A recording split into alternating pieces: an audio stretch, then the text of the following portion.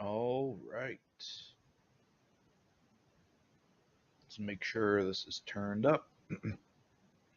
So we are going to be casting the Amateur League SC2 122nd weekly tournament today. We'll be starting with the initiate bracket, which I've got pulled up here.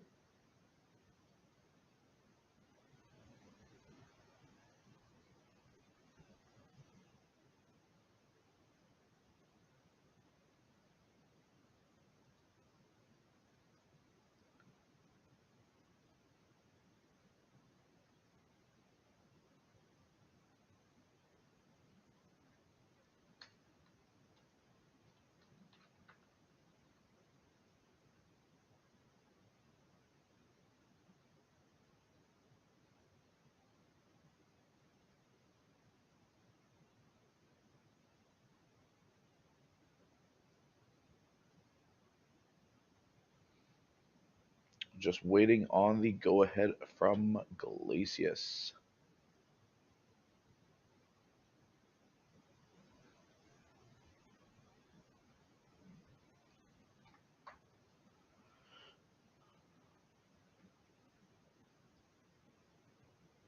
Glacius is the tournament organizer, and he needs to give the all clear that the brackets are finalized before we start any of the matches, as sometimes there's last second signups or other similar occurrences, or people drop out. There are four brackets to this league. There is the initiate bracket, which is our medal leagues from bronze to platinum. We have the veteran bracket, which is diamond 3 and diamond 2. The prestige, which is diamond 1 to master 2, and the elite, which is master 1 to GM. I mostly cover the initiate bracket here on this channel simply because I feel like these guys don't get enough love, they don't get enough support, and I want them to feel like there's a reason to compete in these tournaments and that they have a chance of getting casted too, and it isn't just the high ranked players that are gonna get casted. Not all that much chatter in the in-game chats just yet.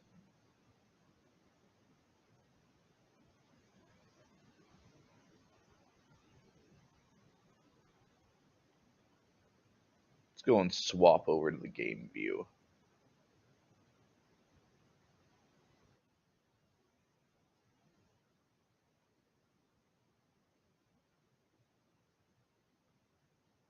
That's weird. Why is it just displaying my monitor here?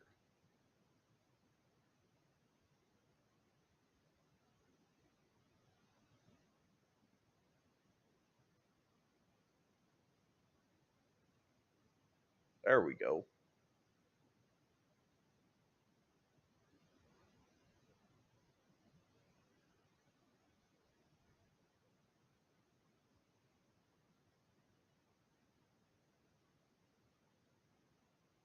Okay, brackets are final.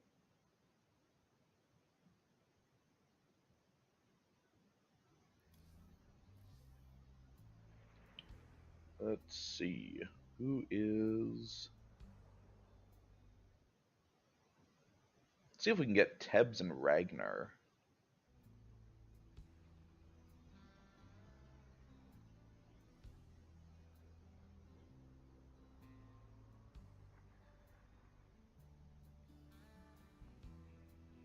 Oh wow, we got all the mirror matchups. ZVZ in one of the games here, PvP. Yeah, I don't want to cast a mirror matchup. So let's see if we can get in a lobby with Tebs and Ragnar.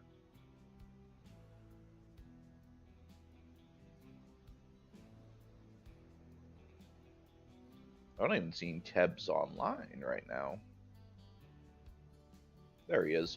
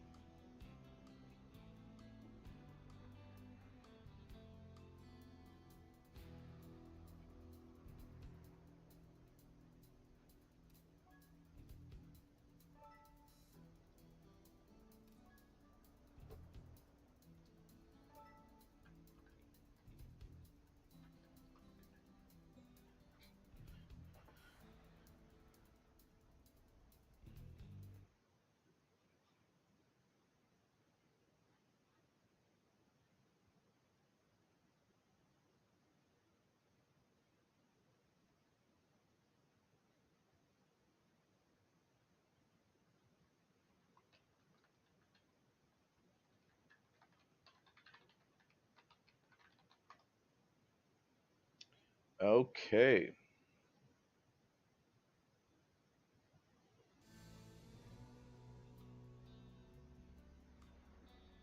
So I think both these guys are from Australia.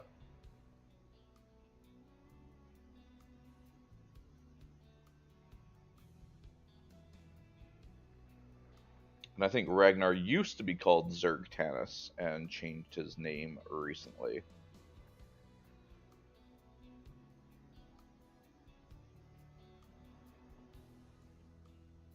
So if you've never tuned into some StarCraft 2 tournaments before, starts with map vetoes. So the players get to ban whichever maps they don't want to play against. This is a best of three, so each side gets three bans. And then they take turns picking.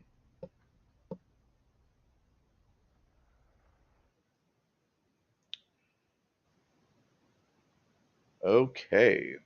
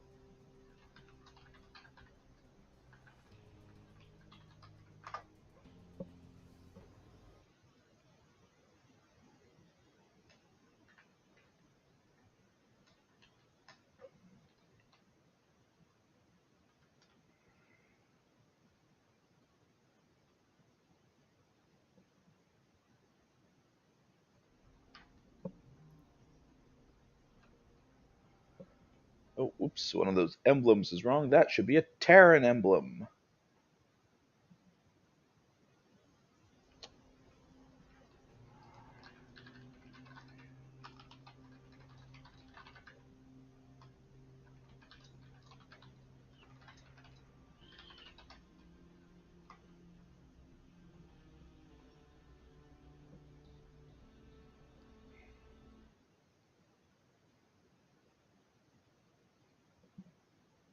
Okay, Neon Violet Square is our first veto, which I don't blame. I hate that fucking map.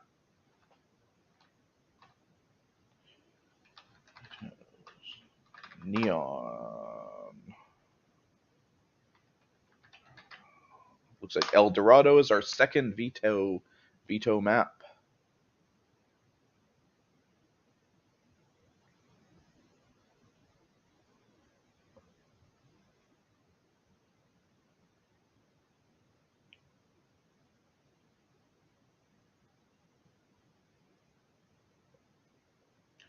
Just gonna run another quick ad right now while we do vetoes before we get into the game, just so I don't have any pre-rolls on while we are in the action.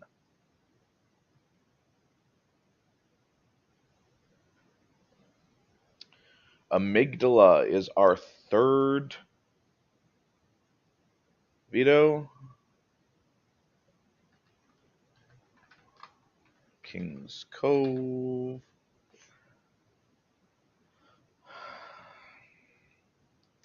So what is our fourth and final veto? Sorry, fifth veto from Teb's going to be?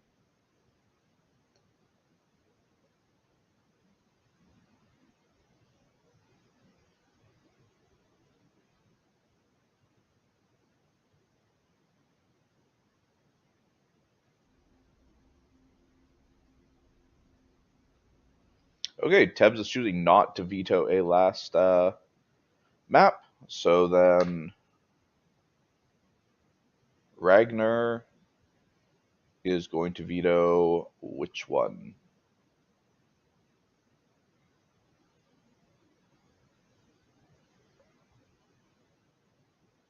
So I don't like how small some of this font is. Let's make it bigger. Tebs and Ragnar. His name should be bigger.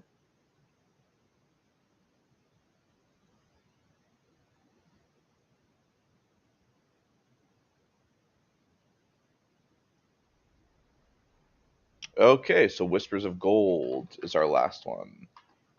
All right, this leaves Frostline, Ley Lines, Ultra Love, and Abyssal Reef left in our map pool.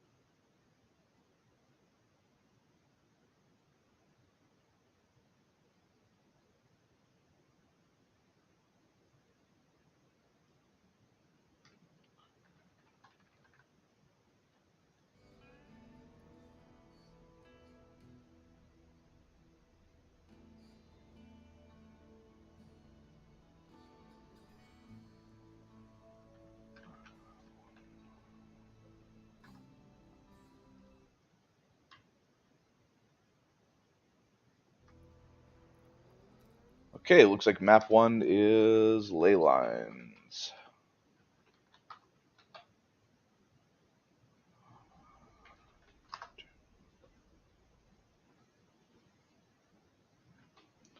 So we got Ultra Love and Abyssal Reef left in.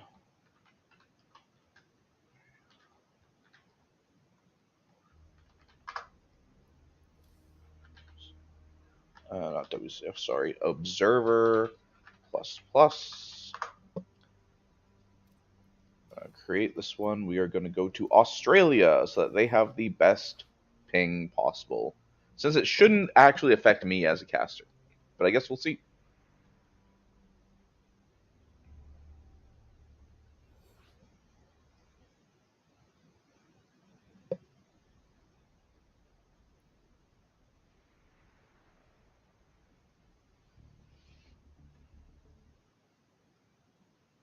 Okay. Here we go. Getting into game one of Tebs versus Ragnar, formerly known as Zerg Tannis.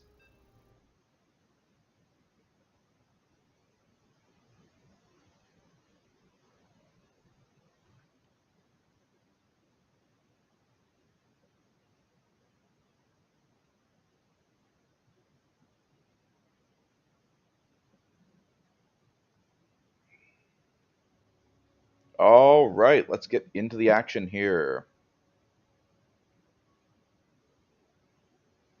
Now, I don't think I've had a chance to cast both of these players playing against each other before. All right, in the top corner of Ley Lines, playing with the pink Zerg drones, we have Ragnar. And in the bottom corner, playing with the red Terran SCVs, we have Tebs.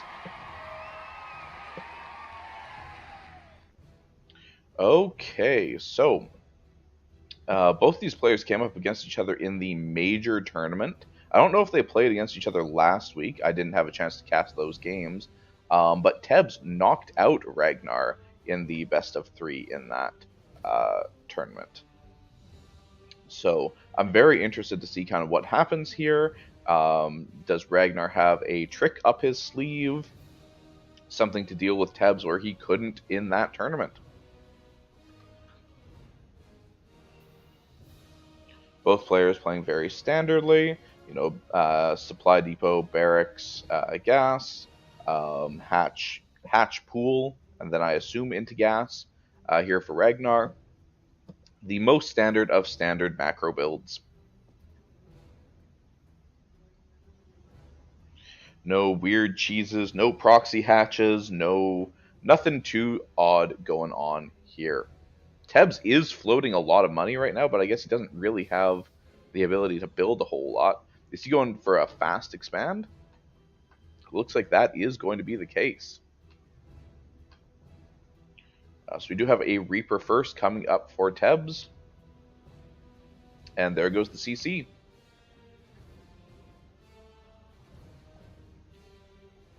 Don't know if I've seen Tebs go for that fast of a CC before or not. This will also probably be the first time where I have seen Tebs playing on the Australian servers. Normally he's having to deal with a pretty high ping playing on US West. Alright, Reaper is out. He's going to get sent across the map. Looks like it will. Queen's coming up for Ragnar.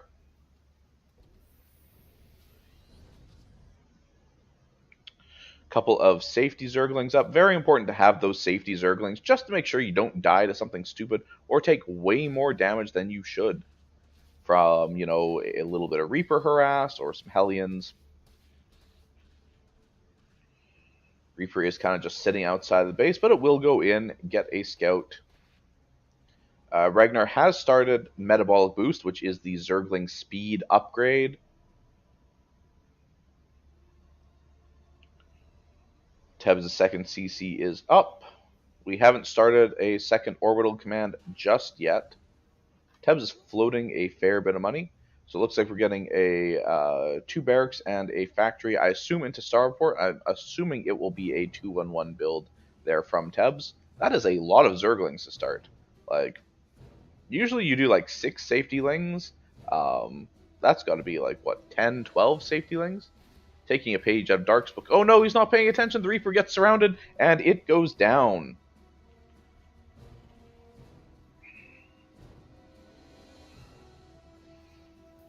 Usually not great to lose those Reapers early because it gives you the option to scout or harass. But it is what it is. The Reaper is dead.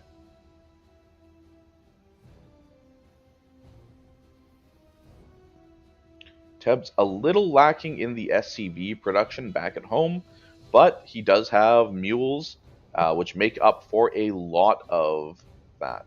Oh no, but the wall is not finished, and there's a surprising number of Zerglings over for the side of Ragnar.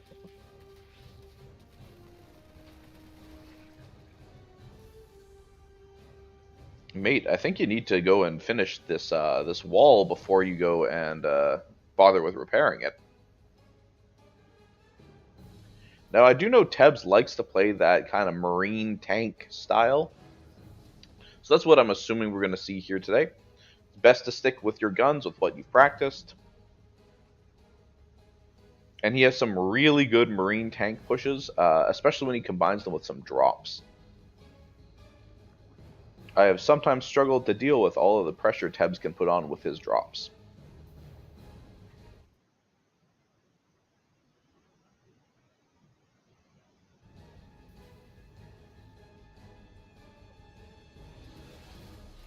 Got a third hatchery coming up.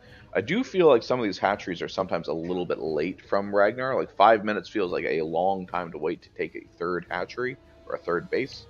But both these players play pretty solidly, so I shouldn't nitpick them too much.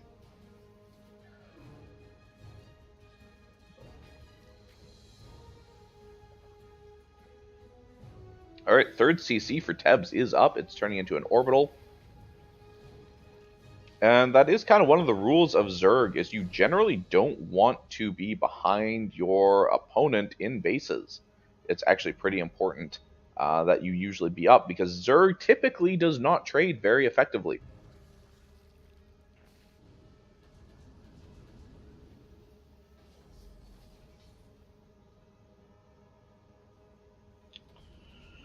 Looks like we got a couple more barracks coming up for Tebs. Some scouting Zerglings going across the map, probably just trying to see like what they can to see if there is a base here. Oh, they might.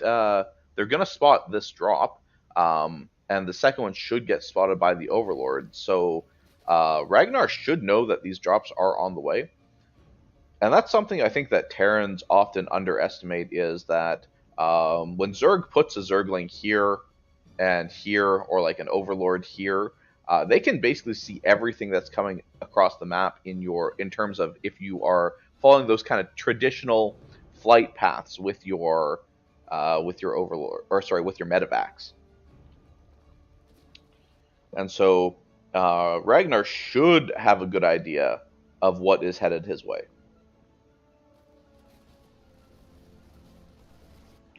Drop goes into the main, drop in the natural. Lots of Zerglings going down. The Banelings are going to deal with the drop in the main. Oh, but great pickup from Tebs. We have 8 workers going down on the side of 10 workers going down on the side of Ragnar. Oh, one more. All right, and those last two Marines do go down, but there is so much damage. Getting 11 workers for, a handful of Marines, though don't let the medevac die. Come on, save your medevacs. But that's actually some really good damage with that drop for Tebs. Now he just has to make sure that he is keeping up the production at home, which he has 4 Raxes. He should be able to keep that production up. But he needs to get a couple more tanks out, I think. And maybe look to do like a Marine tank push. Or he could look to maybe get some Hellbats to deal with the Zerglings. But some splash damage is going to be very important, I think, to get. We have Hydras coming up on the side of Ragnar, who I keep wanting to say Zergtanis, but he has changed his name. We've got the 2/2 melee and armor upgrades coming up for Ragnar. We have ground vehicle weapons and 2/2 coming up for Tebs.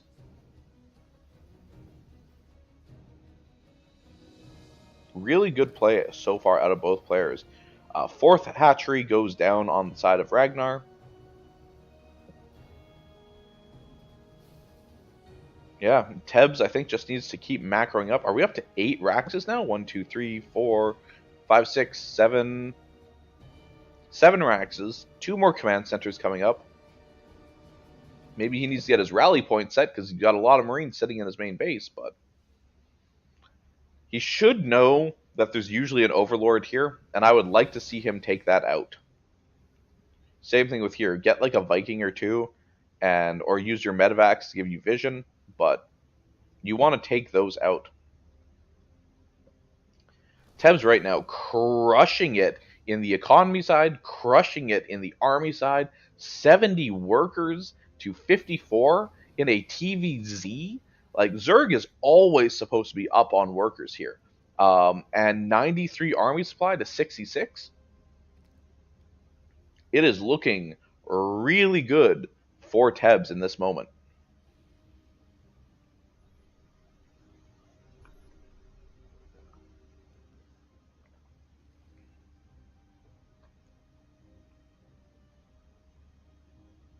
All right. We don't really want to take fights on creep, and we do want to have some tanks with us. But he only has the one factory. He went for a Thor. That's interesting. Maybe a misclick on the hotkeys. Ooh, that's a lot of lurkers. I missed the lurker den going up until just now. And Tebs does not really have anything right now to deal with the lurkers. There's no ghosts. Tanks can stop lurkers from being able to push in. Oh, he's getting his split set up. But there aren't actually that many Banelings, though I say that, but there's probably like 20 Banelings in there. But good splits from Tebs. Unfortunately, that is a huge chunk of Tebs' army going down. I do like that he goes in, gets a couple things in the base, and he moves away from where those lurkers were burrowed. But unfortunately, that was a really good trade for Ragnar. These need to be morphing into planetary fortresses. Morphing, upgrading. I don't even know what the Terran word for when they change their command centers is. Oh, we are pulling a lot of SCVs off the 3rd base. I don't really know that there's a reason to do that, but we also we should be reassigning workers from other bases. Okay, Ragnar is pushing in, wants to stop this base from going up. The planetary fortress is almost done. I don't think that lurker range has been upgraded, so those lurkers are in range.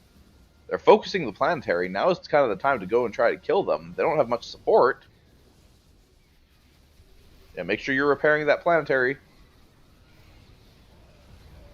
I feel like Tebs could have taken a fight there and gone for the lurkers while they were all focused on the planetary, but that is just a little bit too late right now.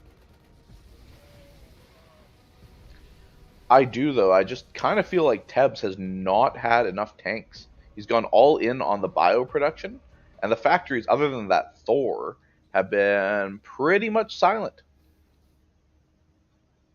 I think that if this push that he did over here had been supported by tanks, would have been a completely different outcome.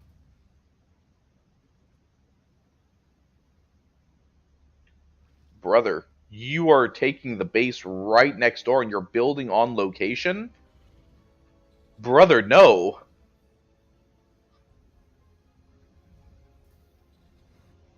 You should take this base before you go and try to take the base right beside the Zerg, or go up here. There's so much free real estate.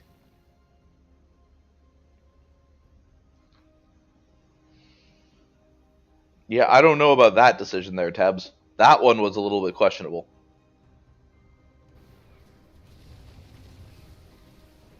Alright, you need to get your... Nope, that planetary is just gone.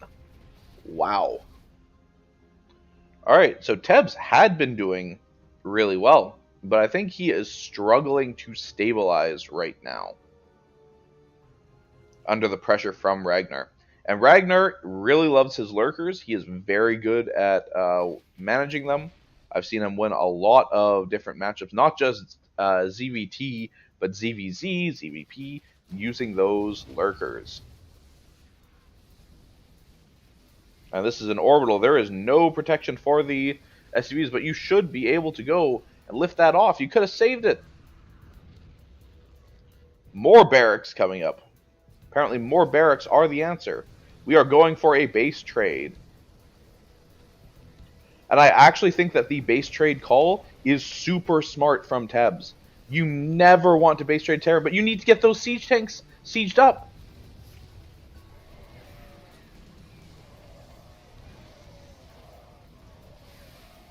Oh no, what a bad time to unsiege those tanks. 46 SCVs going down on the other side of the map to 22. Oh, I think that if those tanks were left sieged up, this fight is entirely different. No, Tebs is still alive, but he has no money. He has no economy.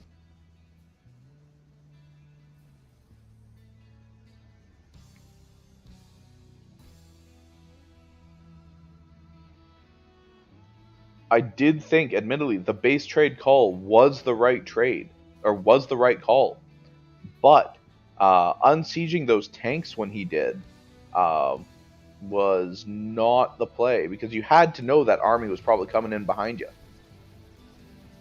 Alright, this is looking like it's going to be the last-ditch effort from Tebs. His couple of Marines and Marauders holding out against the Swarm, but here come the Lurkers, here come the Ultras, and the GG well played is called. A very good first game of this best of 3 series. I think Tebs is chatting a little bit. Oh, no, there it goes. So first game goes to Ragnar.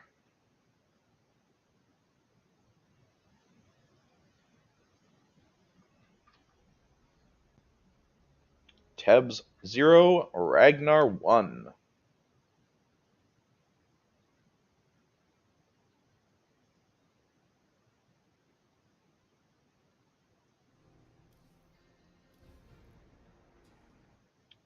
Okay, map 2 is Ultra Love.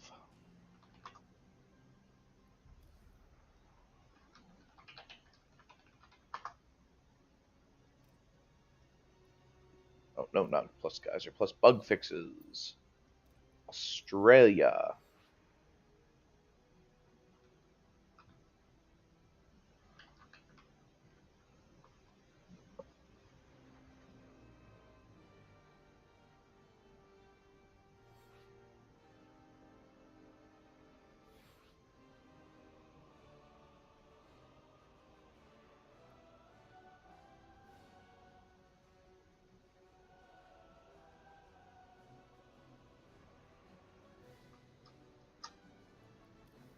All right, getting into game two.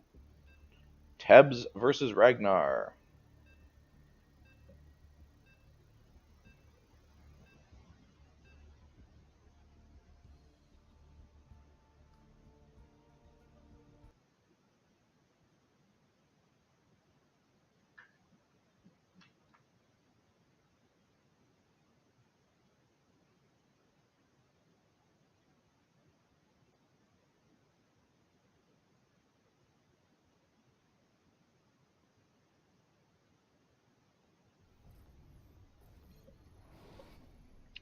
All right, in the top corner of Ultra Love, playing with the pink Zerg drones, we have Ragnar. And in the bottom corner, with the red Terran SCVs, we have Tebs.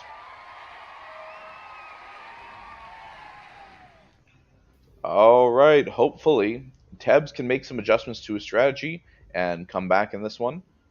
He did just lose to Ragnar in this best of three series, so his back is against the wall. If he loses this next one, he will be knocked down to the lower bracket.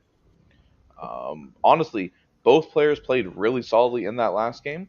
I think Tebs just had a couple of small misplays where one he pushed with like zero tanks, doing just like basically a pure Marine Marauder push, and two in his other push it was really good, but he unsieged his tanks just as the army was coming in from behind.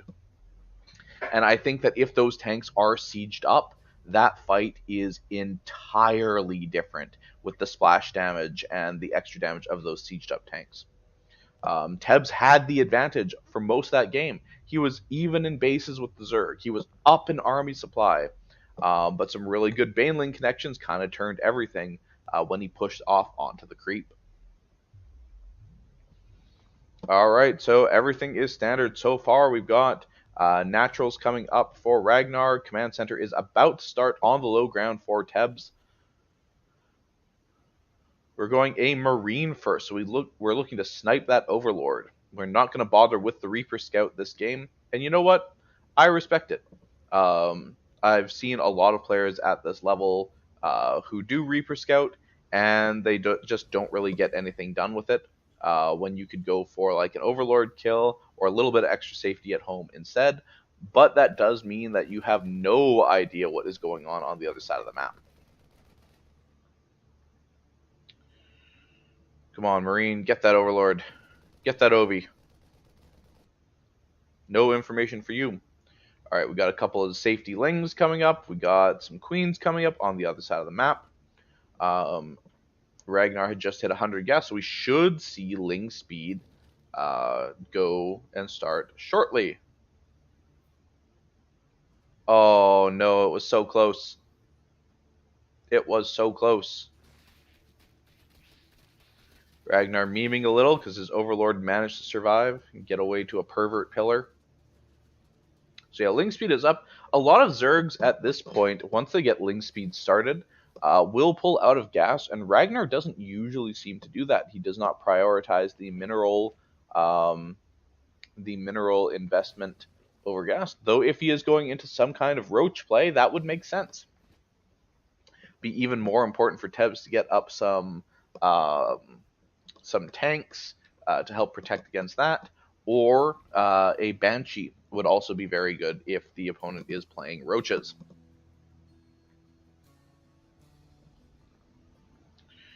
All right, what else do we have here? So I'm assuming this is probably going to be just, Zerg's baby's first timing attack of the +1 missile speed, and roach speed.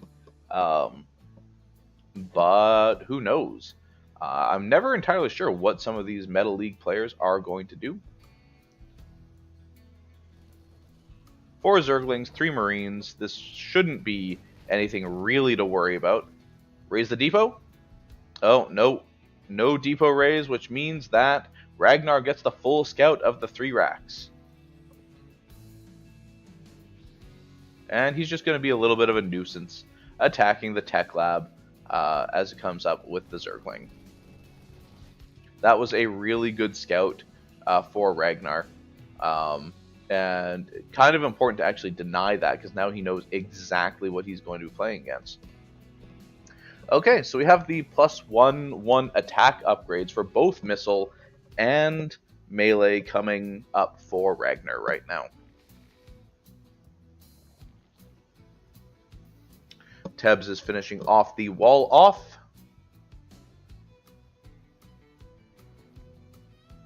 And yep, there come the roaches. And roach speed. So yeah, I assume this is going to be a timing attack when roach speed and the +1 finishes up. It will be pretty important for Tebs to go and have some tanks on the high ground to deal with that. Third CC coming up for Tebs. Stim is researching. I don't mind going for like a little bit of an attack here for Tebs. He needs to get some information. He has no idea currently what he is facing. Like, if we go to the other side of the map, his last scout, he got, I guess, an SCV scout that I missed, where he saw the spawning pool, and since then, he has not seen a thing. Meanwhile, Ragnar has full information of what kind of a build Tebs is going for.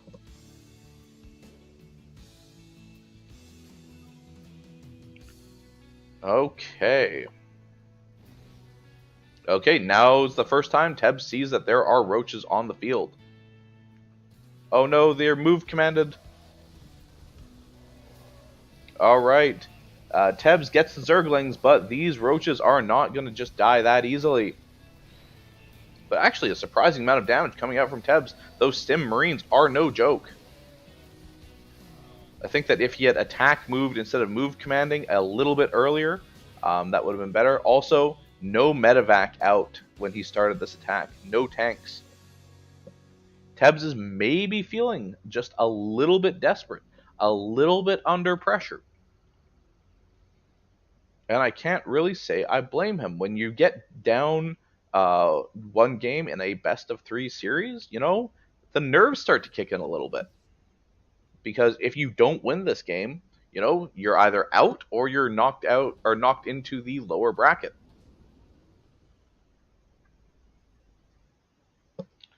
Okay. So let's look at the economies of both these players. We have 52 to 50 workers, so both players have a very similar worker count. Generally, Zerg wants to be massively ahead in the worker count over their opponents, so the fact that Tebs is close is good for him. Army supply 40 or 50 to 53 now to 31. That is a pretty huge deficit. Now Zerg typically will trade ineffectively, or not ineffectively, but inefficiently is what I meant to say in a lot of these matchups. And it's kind of meant that to be that way. Like, that's part of Zerg's identity, is they overwhelm you with tons of units. They swarm you. And so that does result in, you know, less cost-effective trades. However, you know, Tebs having only 39 army supply, only really 1 or 2 tanks, does not really bode well for him in this situation. We have a Cyclone, we've got a couple of Hellions. I really think that Tebs needs to build a couple more factories and start up tank production. I think that's what he's been missing in these couple of games, is that tank production to go along with his Marines and his Marauders. Because like, I don't think the Cyclones or the Hellions in this case, producing one of them here and there is not really going to make much of a difference. Also, this is a massive army from Zerg. I don't think Tebs has any idea just how massive Ragnar's army is right now.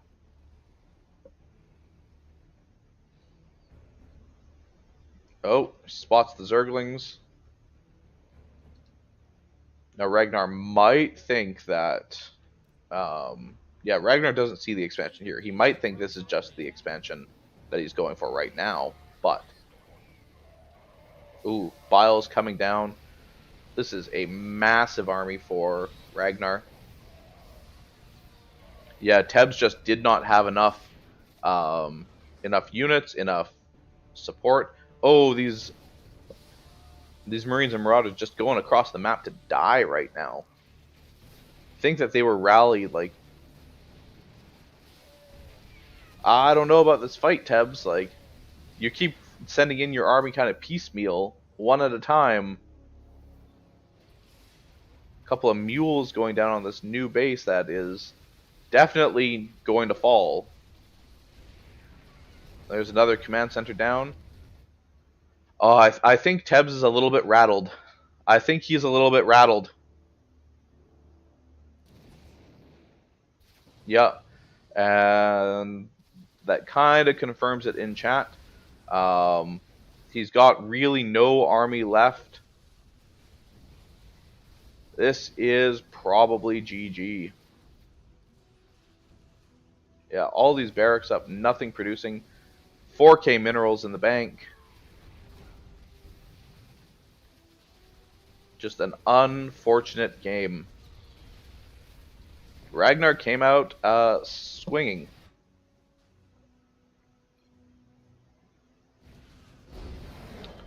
Now, I don't necessarily agree that Tebs was outclassed.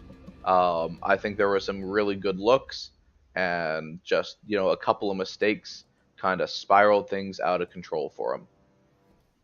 And Tebs, if you're watching this, man, don't let that mindset of being outclassed, so like, what's the point, get to you. You played really well, and it could have gone either way. It honestly could have.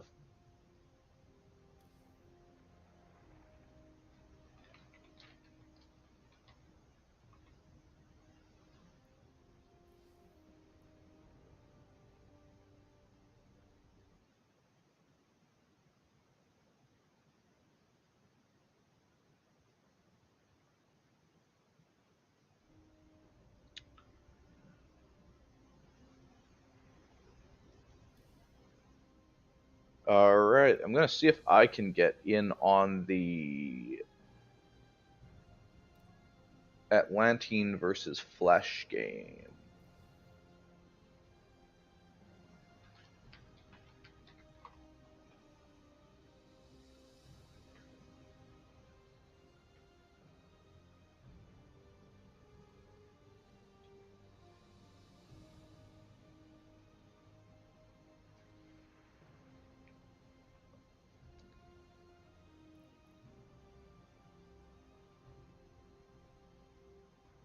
Okay, perfect. It looks like they just finished their vetoes. Um,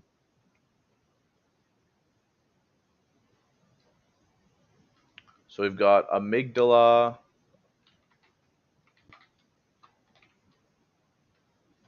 Ultra Love, and then Frostline will be the ace.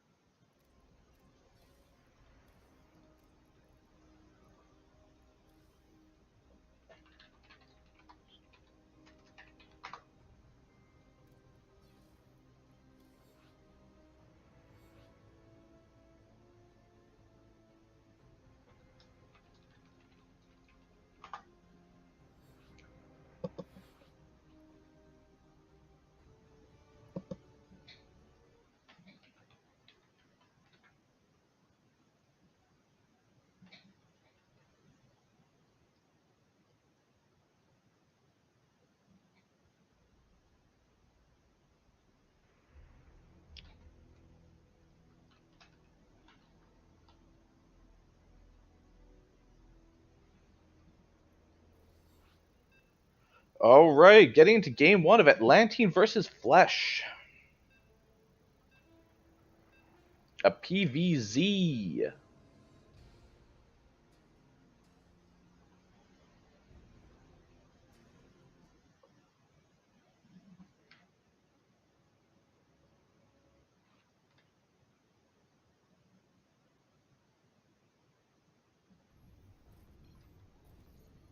All right, in the top corner of Amygdala with the yellow Zerg drones, we have Flesh. And in the bottom corner with the red Protoss probes, we have Atlantean. Okay, so this is a best of three series from the other side of the bracket, PVZ. Both these players did very well last week. Flesh was the runner up in that tournament, and then Atlantean, I think, took third. Um, so both players played very well. I'm excited to see what happens in this game. I feel like Flesh knocked out Atlantean in that tournament, though I could be wrong. If I might be misremembering, I did cast a bunch of games. So we do have the standard Gateway Scout timing coming up for Atlantean. Pretty much just normal play out of Flesh so far. Hatch Gas Pool. So Atlantean will see there's nothing too scary. He doesn't have to go and rush out like a response to getting 12 pooled or anything like that. Now, from what I recall, Atlantean loves his zealots. This guy makes so many zealots. He had like 40 or 50 zealots in one of the games last week. It was hilarious, but plays really well, and I'm excited to see how this game goes between these two. All right, gas coming up. We got the Cybercore coming up. The spawning pool is about to finish on the side of Flesh. Defiant says hi. Well, hi to him too. Thanks for tuning in. Okay, so pretty normal start so far. Nothing cheesy, nothing out of the ordinary. Just stock standard macro play. So what kind of build, though, are we going for out of Protoss, I wonder? Looks like it is going to be a Stalker first, but I assume this is to try and just deny scouting and kill some Overlords. I assume this is likely not to try and go for like a Blink Stalker opener or something like that. That would be really weird to play into Zerg, honestly. Flesh is scouting for proxies, it looks like. He wants to see if there is anything. Oh, he found the probe. I don't think there was a proxy across the map, just a scout, probably. Let's see, what did Atlantean see? Okay, so he did get that the hatch was finished, but didn't see too much else. That's why I usually go for um, a adept scout to try and see a little bit more of what's going on.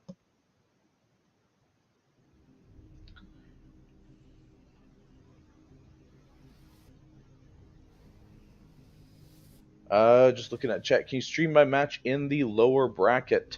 Um, we'll see after this series, depending on when your match is played.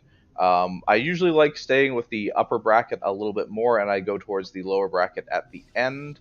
But it will depend on like game timings and when things end. If your game has not been played at the point where this series is kind of over, then I will look at streaming some of the lower bracket stuff. It all depends on the timing of the matches because I don't like waiting for downtime between games. I like keeping the action going as much as possible.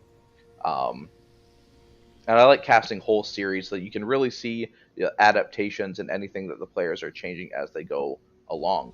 Okay, so we're getting a bunch of gateways up. And I say a bunch, it's only like 4 gateways so far. Looks like we have, yep, there's charge. I kind of expected from the amount that Atlantean likes zealots, that we would see charge pretty quickly. Okay, a couple of observers up. I don't mind this because it is important to know what is going on the other side of the map. But we do have a very small army so far, and we're warping in zealots already when charge has only just started. This is something I noticed Atlantean doing last game, and or not last game, last week when he played, is he would have a ton of slow zealots before charge was anywhere near finishing. And I don't really like that for a couple of reasons. One, it tips off your hand as to what you're going for, because when Zerg sees this research, they don't know if it's Blink, which would be weird, but could be. They don't know if it's Glaved Adepts, because it could be a Glaved Adept all in this early in the game, or Charge. Um, but if you start warping in a whole bunch of slow zealots for no reason before the upgrade is even close to finishing, they're going to have a pretty good idea that it's charged and be able to react effectively if they scout those zealots. And it looks like we already have some banelings coming up on the side of Flesh. Probably remembers the absolutely absurd amount of zealots from last week. I would like to see a couple more robo facilities from Atlantean. I do feel like he only built usually like one robo facility, and so he couldn't pump out some of those high tech, high tier units. It's also a bit of a problem that we are still on one base, 6 minutes, or sorry, not one base, but two bases, 6 minutes into the game. He definitely needs to get an expansion, or he's going to risk just getting out ecoed and getting stuck on only two bases.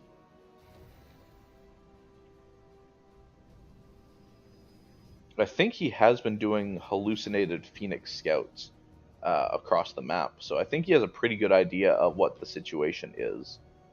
And yeah, Flesh is kind of just scouting here. He's looking for a third. Um, you know, if he is going to only stay on two bases, then he needs to go and do some kind of an all-in here and get some major damage done in the near future. Okay, looks like that is exactly what we're going for now. And I think you go for the third base here because it is closer. You know it's there. It is much less walking distance to go that way than to go all the way around. But it looks like we are going all the way around. Now, Flesh is pretty smart. He has stuff on the watchtowers, so he is seeing exactly what's happening and where it's coming from. Maybe we're pivoting to the other side now after making it look like we are coming this way. A fake out. Nope, we are just going to knock down these rocks.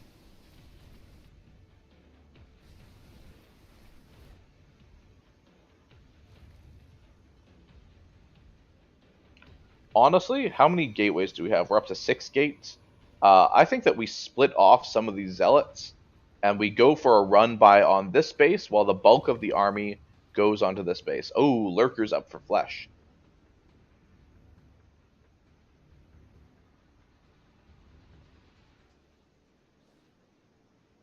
Now we do have some observers out, so we do have a good idea of what's going on. Okay, Warp Prism is going up into the corner. I don't know if Flesh saw it or not. I think he did. That or he's just going for his own run by onto this base. This is like the most fortified position for the Zerg, and we don't have any Colossus. Oh no, never mind. I lied. We have one Colossus. We don't have Storm. Oh, this base is going to go down for Atlantean on the other side of the map, though. Where did the lurkers go? Were there not a bunch of lurkers burrowed there? Did they all just die?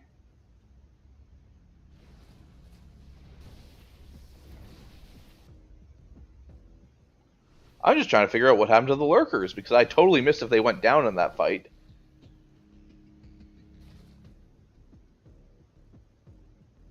Okay, I like this. I like the Warp Prism move.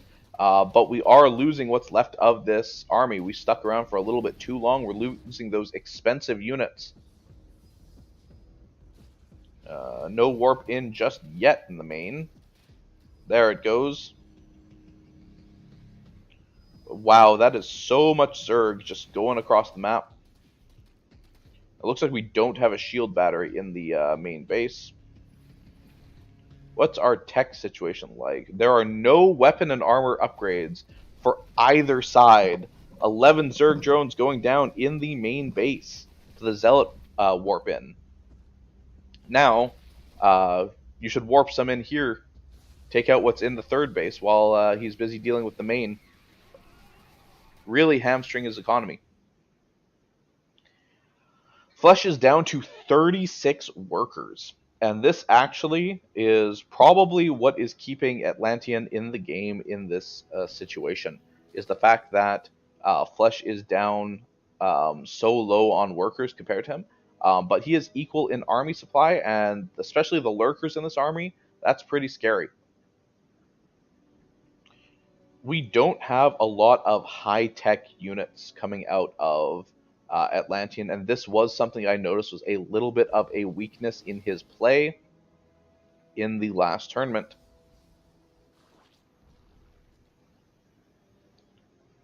Okay, that is a long stream of Zerg. You don't want these Colossus to get wrapped around.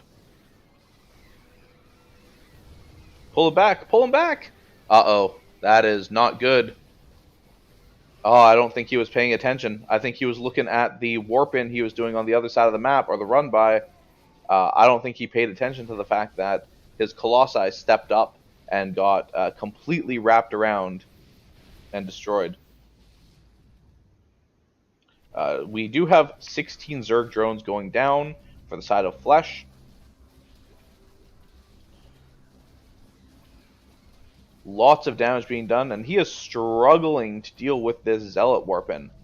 Ground weapons level 1 are just finishing up for the Protoss, and that is actually a super important upgrade, especially against the army comp that Flesh has, because ground weapons level 1 allow you to two-shot Zerglings with Zealots. Though if the armor upgrades are coming up and came up for Zerg, that may not be the case any longer.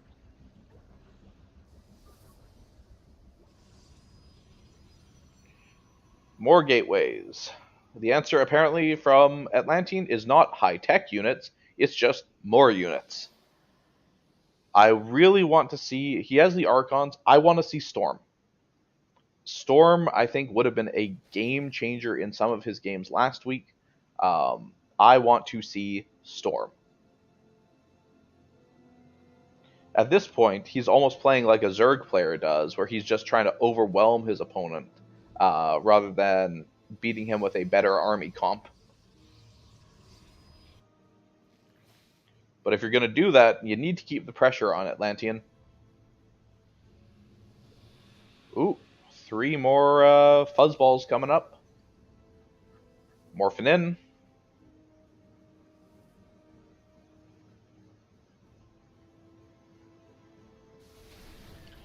Alright, this run by from Zerg is going to get nothing done.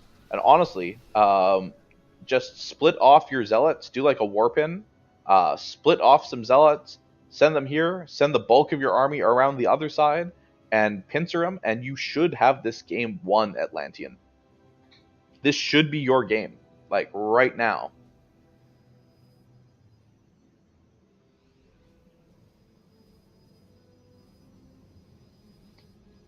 I still don't think we have Storm yet. These are just for Archons.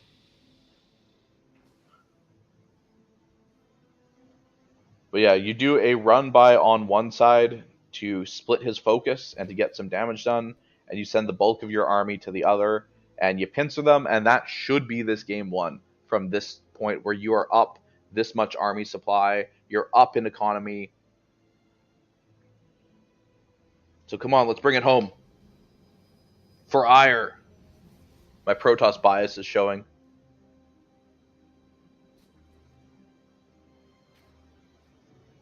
Alright, we do have more lurkers coming up. There is a lurker on this side of the map, but most of them are down here.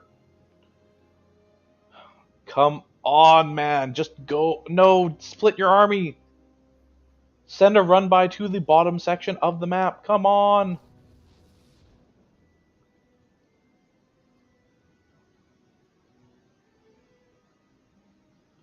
Does Flesh see what's over here? I don't know if he did or didn't. I'm guessing he probably did.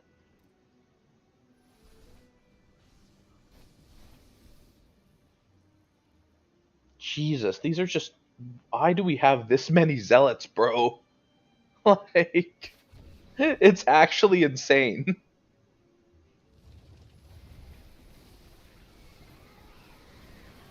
Alright, so Zerg is here in place, but I think there's just way too much Protoss. The Zerg army melted in seconds under the onslaught of these Zealots and Archons, and the AoE from the Colossus. That's the Fourth base going down. And Flesh really has nothing left. It is 48 to 140 army supply. Atlantean is maxed out with more zealots coming across the map. And as we're pushing into the natural, Flesh calls GG. Game 1 goes to Atlantean.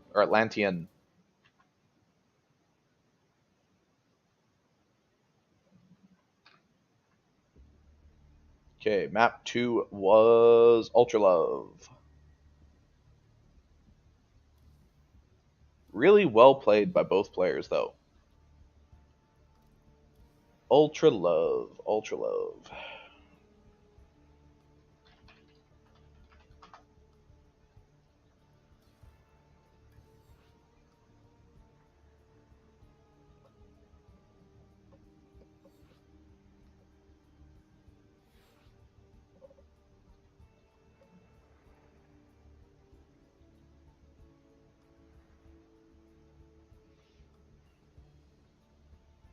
All right, we'll see if both players are ready. Ready from Atlantean.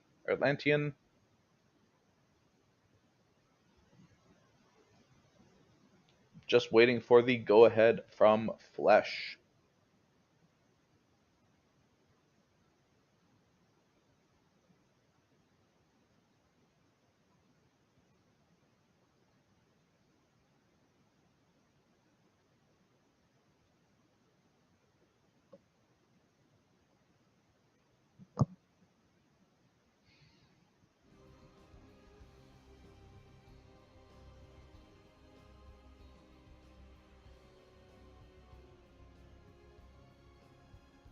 Okay, Flesh says ready.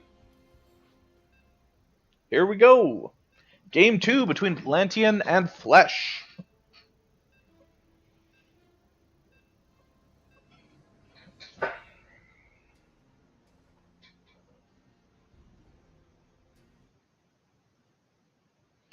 All right, game 2 is on Ultra Love.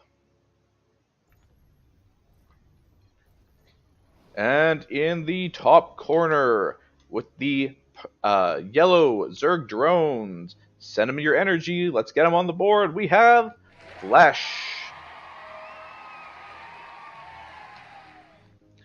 And in the bottom corner with the red Protoss probes, we have Atlantean.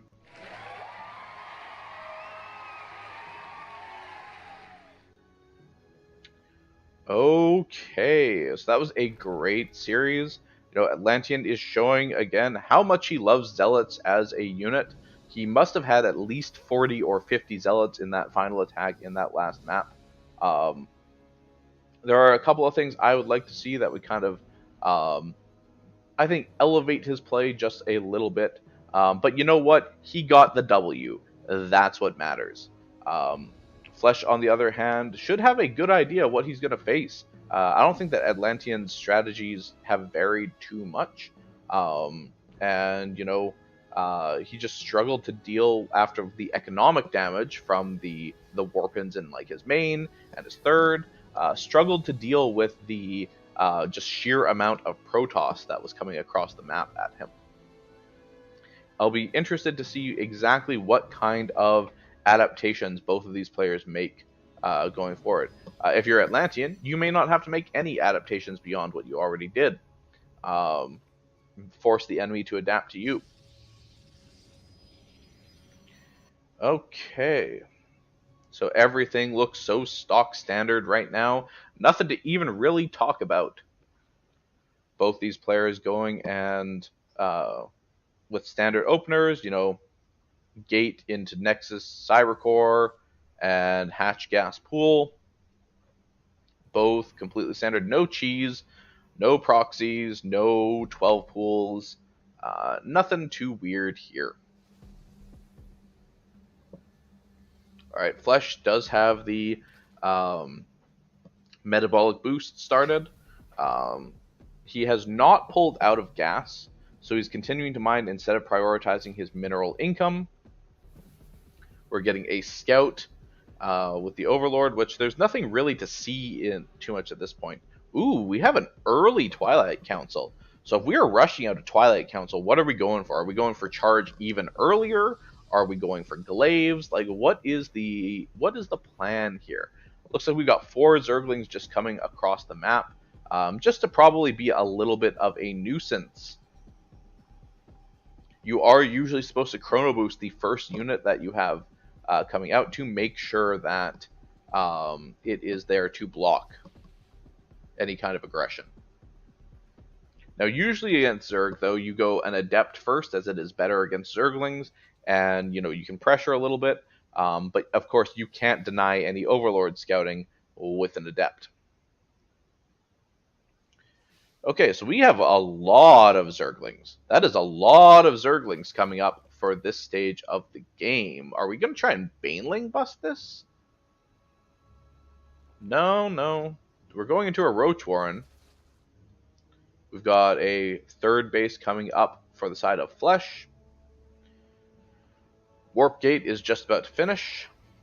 Yeah, so it is just early charge. I had missed the upgrade starting with the Zerglings running across the map. It is just early charge. Atlantean is leaning wholly into that 4-ire mindset, and he is just going to build as many zealots as he possibly can. 2 more gates coming up, so we'll have a total of 4 gates for the side of Atlantean.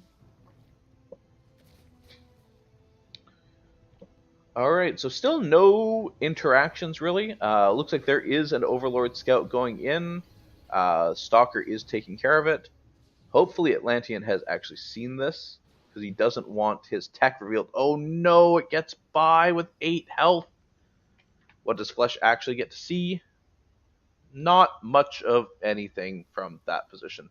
But I would be like warping in a Stalker, trying to make sure that he does not get any of the tech scouted. Okay, he sees the Twilight Council. That is very unfortunate. So yeah, he probably assumes at this point, even without seeing the slow zealots, or not slow zealots because it's already done, that this is just going to be charge, and that we're doing the same thing. Alright, double Evo Chamber going down for the side of Flesh. Alright, Zealots are already going across the map, it looks like. So Roaches are probably a very good decision out of Flesh, honestly. And Flesh has Overlords and Zerglings out on the map, so he should see, if this group of Zealots tries to go across, he should be able to see it and respond accordingly. We just have more gateways coming out. Is this just an 8-gate Zealot all-in without a Prism? You usually do need a Prism for these kinds of all-ins. It's kind of important for the reinforcing and for this to be an all-in, and also means that you can warp in their main while they're distracted dealing with you at like their 3rd or their natural. If you don't have... Jesus, Atlantean has so much unspent minerals, and he is completely supply blocked. We have 9 pylons coming up right now. So yeah, I think he is just looking to try and end it with this this push. We are even putting down a proxy pylon and gateway rather than having a warp prism. But this should get spotted by Flesh. But the question is, does he actually have enough to deal with it? Okay, kiting here is very important. He needs to be building like more roaches. I don't think that Flesh has enough units, and his units are kind of split up. Yeah, keep cutting back. Keep cutting back. Oh, these zealots are doing so much damage, though. Yeah, and there's another warp in of zealots. Another one's coming in.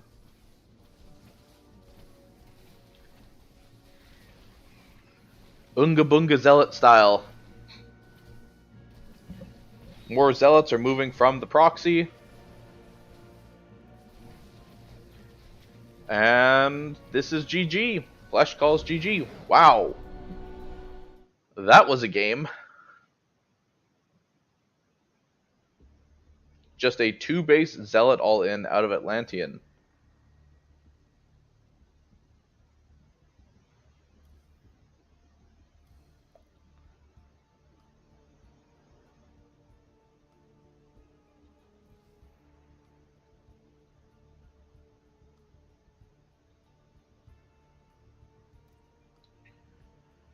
Okay, so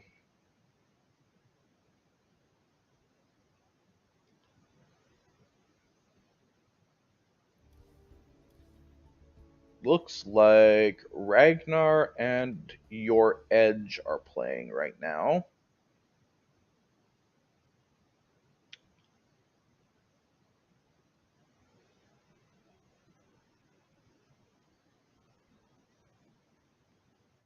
So we've got Ragnar and Your Edge. This series is probably ongoing. Flesh and Atlantean just finished. So loser of five. Which one is this? Okay, so this is going to be Tebs versus Flesh, I think.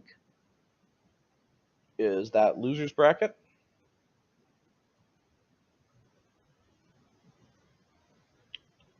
See if I can find. Because I can go and cast the loser's bracket, or lower bracket, I should say.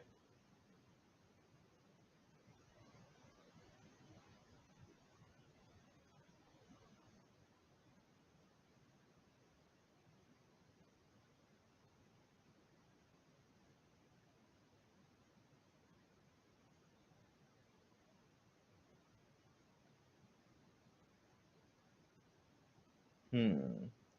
Just trying to see what games are available currently for me to cast now.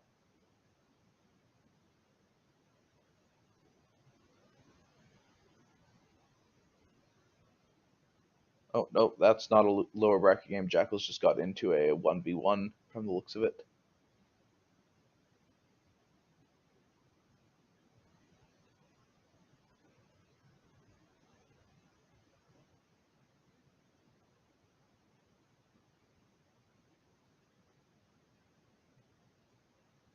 Okay, it looks like Ragnar and Your Edge are probably just in game right now. So I don't think I'm going to see them, but I might try to get Flesh and Tabs and cast that lower bracket game.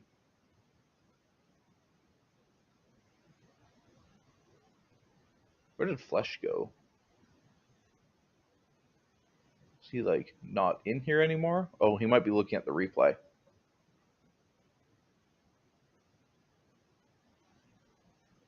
Okay, well, I think this is a good time to take a quick ad break since I don't have a cast lined up immediately. Um, so we're going to run a quick ad break, and then we will get into hopefully Flesh and Tebs.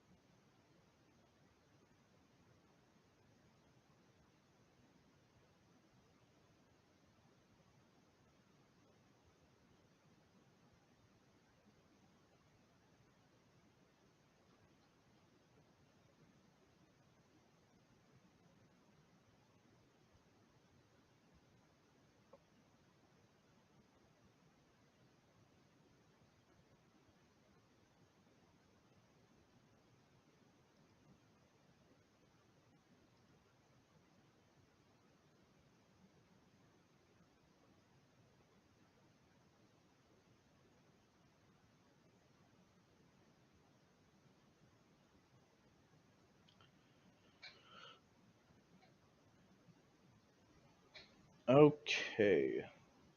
So I don't know if Tebs is actually at his PC right now.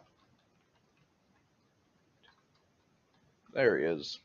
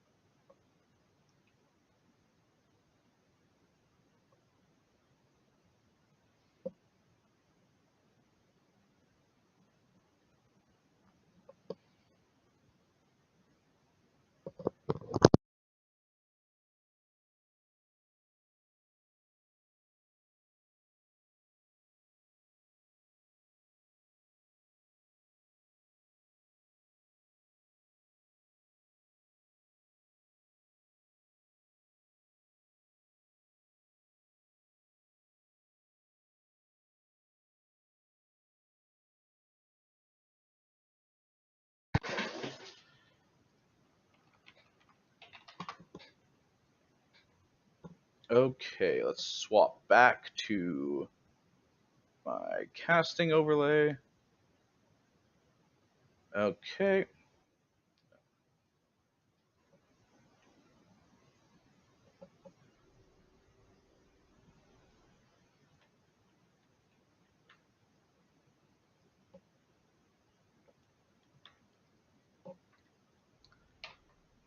Tebs doesn't often veto much from what I've seen.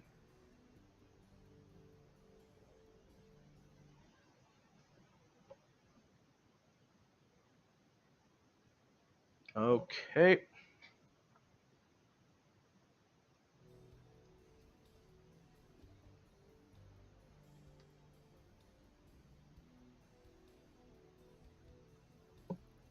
Okay, looks like we're going to ley lines.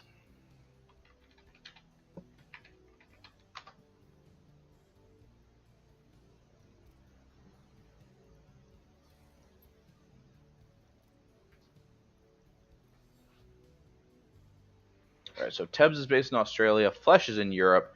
They usually have some ping issues when these two guys play together, but we'll try to go to the central server, and hopefully that mitigates some of the potential ping issues that they would face.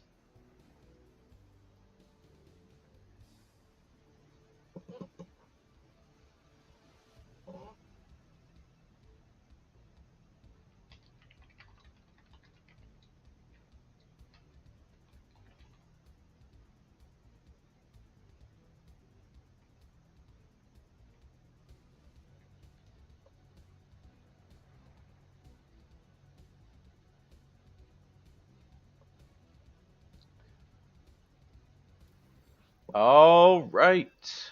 Getting into this best of one lower bracket series between Tebs and Flesh.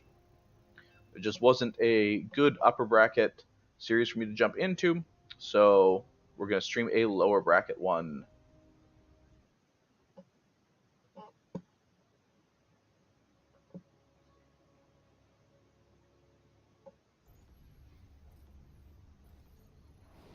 All right, in the bottom corner of Ley Lines, playing with the yellow Zerg drones, we have Flesh. And in the top corner, playing with the red Terran SCVs, we have Tebs. Okay, so this is a best of one series between these two players. Whoever wins it advances, and whoever loses is eliminated from the tournament this week. So, are we doing a hatch first? Or I guess no, we have a couple of drones made. Sorry, I missed that there was actually a couple of drones made in that. So we do have our hatch coming up. It's probably just going to be a standard hatch gas pool opening coming out of Flesh. I never really see Flesh do anything too weird. He doesn't, play cheesy very often that I have noticed. So we are in for probably just a macro game between these two players. Tebs, I think he had a couple of good looks in the earlier series he played against Ragnar, but ultimately just could not pull off the win. Couple of mistakes. I don't think he was outclassed. Tebs, is very hard on himself. I don't think he was outclassed. I think that, just a couple of mistakes kind of piled up, and he maybe got a little flustered, as is easy to do in tournament situations. But those games were definitely winnable, and he was not out of it. All right, we have spawning pool coming up for the Zerg, finishing the wall off in the main for the Terran. Overlord coming across the scout. We do have a couple of Marines up, so maybe we can get this Overlord snipe. Which losing an OV early does hurt the Zerg. Okay, we should be seeing this from Tebs in just a second. Oh, nope. Okay, he does see it. Maybe. Yep. He'll see the low ground CC. Yep, there it is. Got another barracks coming up for Tebs. Marines going and shooting the Overlord, but it is going to make it onto that pillar. Oh, that's unfortunate. Good, scouting from Flesh. One here so he can see if the third is taken there. He's got Overlord here, so he'll be able to see if Tebs is moving out. Good positioning of the Overlords from Flesh. Baneling Nest coming up on the side of the Zerg. Factory just finishing. I think that one of the problems Tebs had in these couple of games is he was building, factory with a tech lab and then going for a couple of Hellions some of the time. I think that if you're going to do that, you should probably, swap it with your reactor barracks here. So you can pump out a couple of Hellions while you research Stim or something like that. And he just, there were a lot of times where his factories were just not producing anything with the tech lab on them. And if he'd pumped out some extra tanks, he probably would have had an advantage. Make Zerg have to come to you in that meat grinder with all your tanks set up and your planetary fortresses and your widow mines.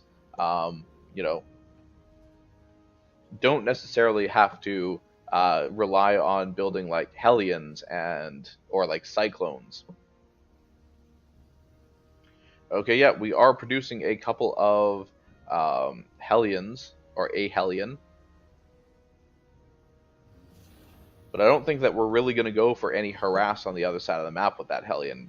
They're kind of just there. Alright, what do we have on the other side of the map? Zerg spreading creep. Disgusting. Ugh. Third base coming up for Flesh. We have a Hydra Den. Flesh does love his lurkers. We've got Baneling speed coming up. Very important against the Terran. Lair is finished. We have Spore Crawlers in the main and the natural, just in case of some Liberator play. Okay, the Overseer Scout. Hopefully we get that. No, it's going to get out, unfortunately, because I don't think Stim is research. And you shouldn't Stim your Marines for like an Overlord or Overseer kill anyway. Alright, let's get some more tanks in production there, Tebs. You have the resources. You've got 500 minerals and 500 gas sitting in the bank. Let's get some more tanks up, bro. Looks like we are going into medevacs and 4 more barracks instead.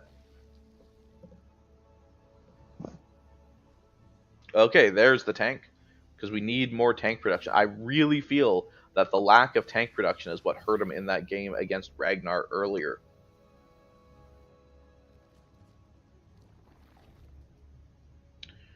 Evo Chambers coming up for the Zerg. +1 missile is starting. Hydralisk movement speed upgrade started.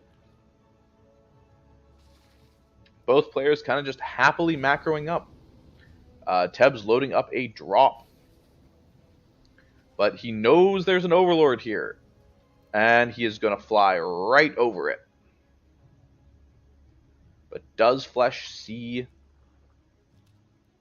Does he see the drop coming from his scouts? I don't know. Oh, there it is on the minimap again. It's right there. Going for another Expo for Flesh.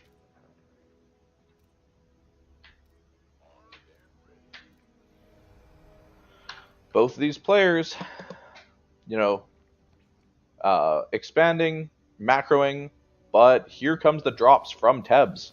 And I don't know that Flesh actually scouted any of these. But he is responding well.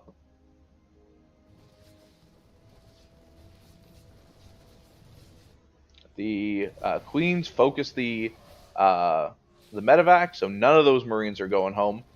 These Marines are going to drop at the 4th base, try to do some damage there, but I don't think that they are going to be able to get much done. We need the pickup, we need the pickup, there we go. Get out of there.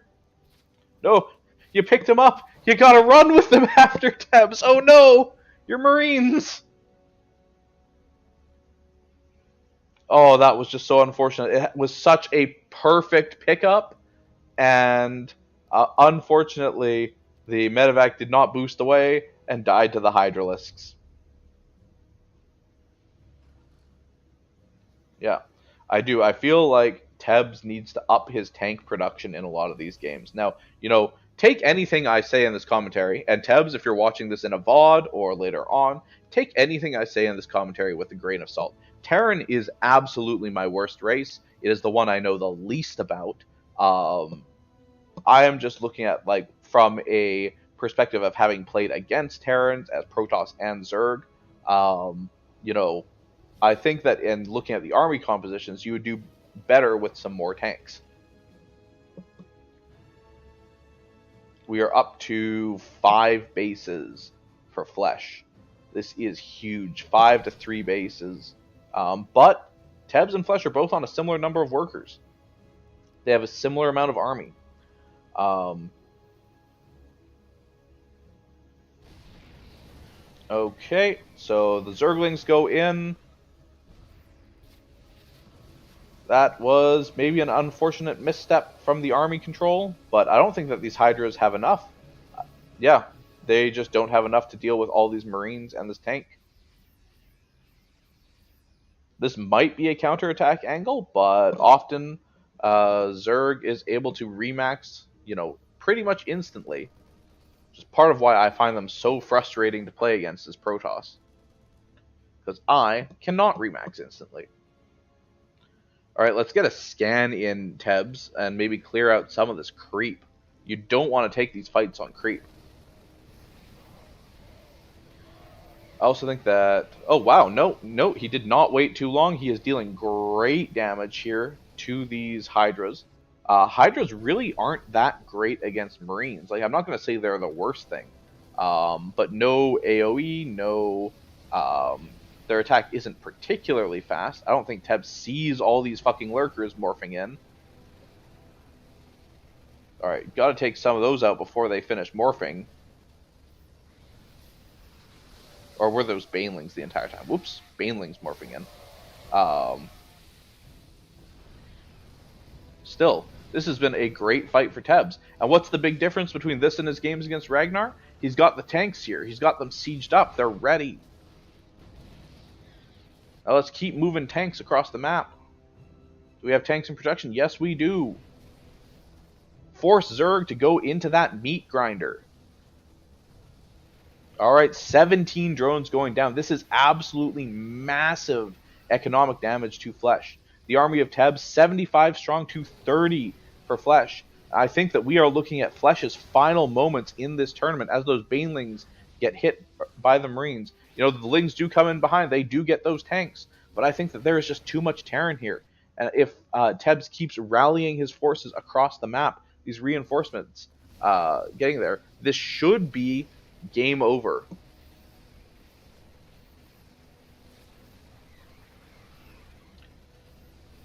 Okay. So more drones going down. Flesh is hanging on, but I think that the army supply diff is just too big. Now there could be some good Baneling connections here, but without the Zerglings to kind of tank those shots in the beginning, they just get focused down by the Marines and the Marauders. All right, I understand not wanting to give up in a tournament, especially where this is your final one. But yes, there's the GG called from uh, Flesh. I think that was the correct call um, because there was no way that he could get back into that game. I don't think.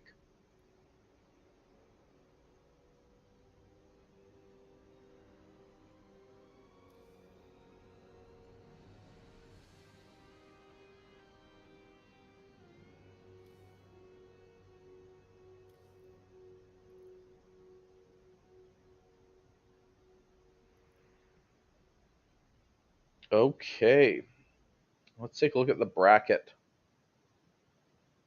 Your Edge and Atlantean. Are they in a game right now?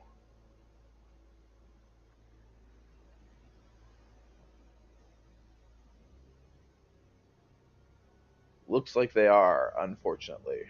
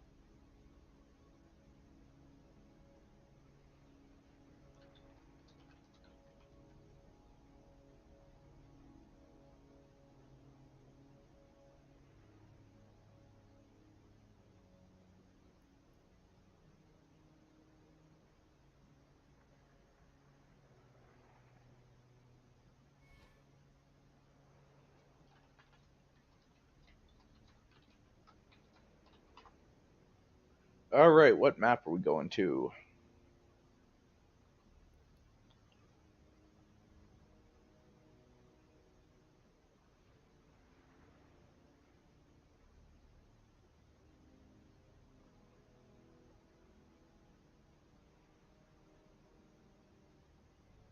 Not ley lines.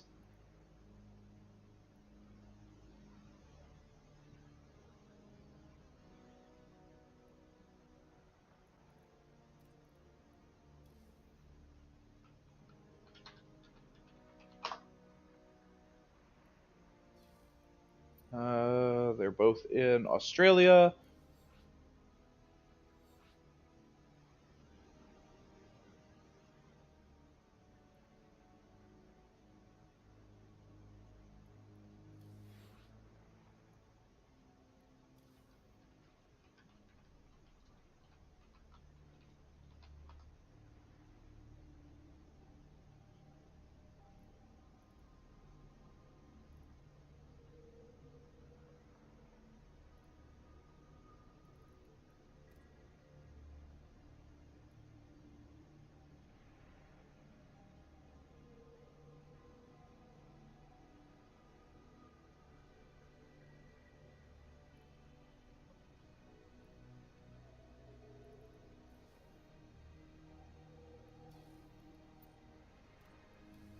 All right.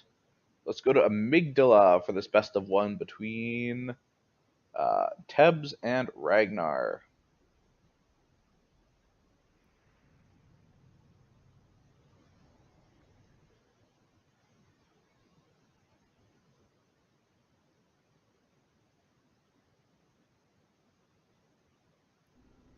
All right. Here we go. Tebs versus Ragnar in this best of one series, the lower bracket.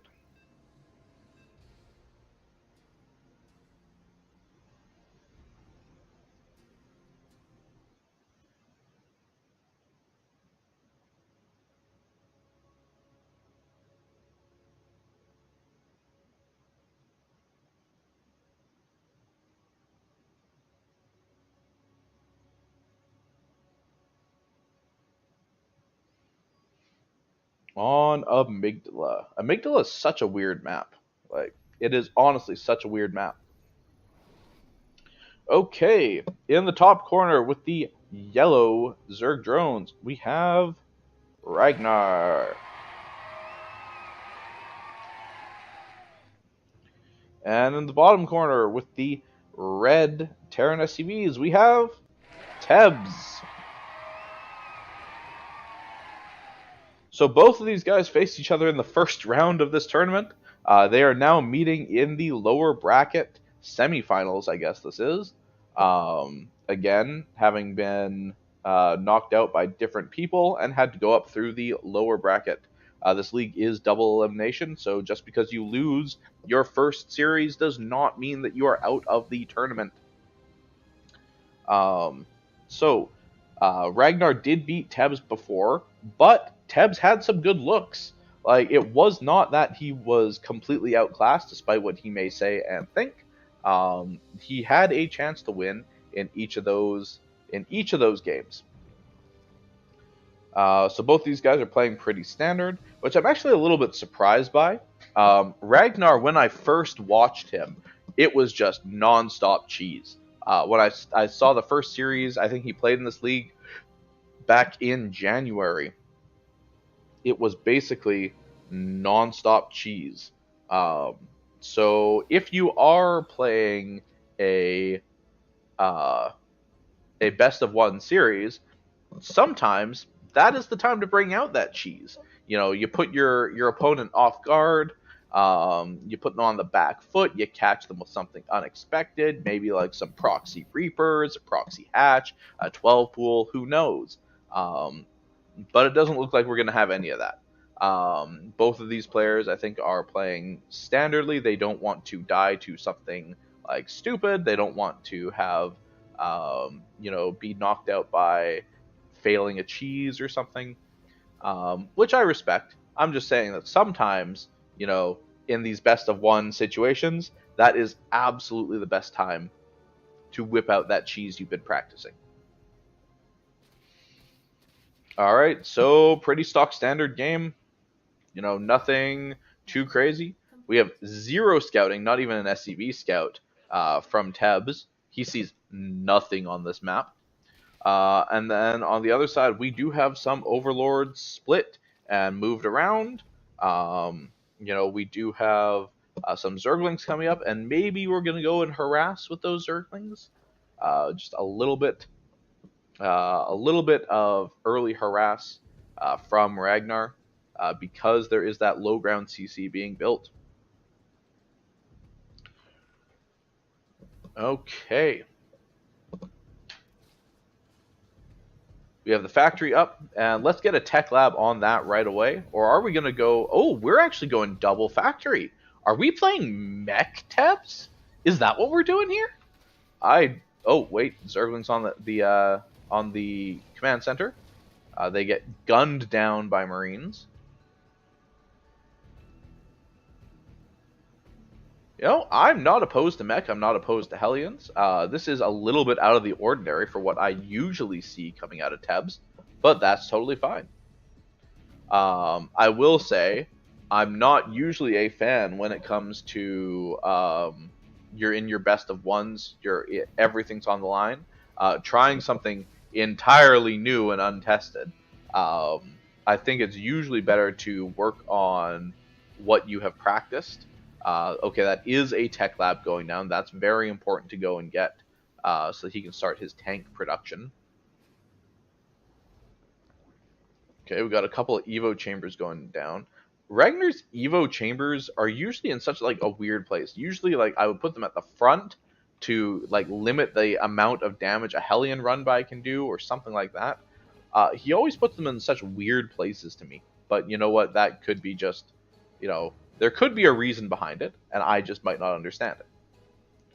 All right, we're getting a Marine Hellion push. Now, is there an engineer? Nope, that's a starport. I was going to say, an engineering bay coming up for Hellbats could actually be pretty strong, but there are Banelings on the field, and I think he might have scouted. I think that Ragnar might have scouted that these were coming across the map. Holy, that is a lot of lings. Okay, you gotta micro this, Tebs. You gotta micro this. Now, Hellions are still light units. They do take bonus damage from Banelings.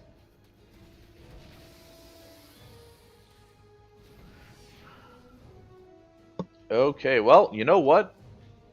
Not the best set of trades, but Tebs did still come out ahead of that, however slightly. But we need to start getting another CC up somewhere. We need to start the tank production. I don't think Cyclones are it. I think that tanks are what Tebs really needs.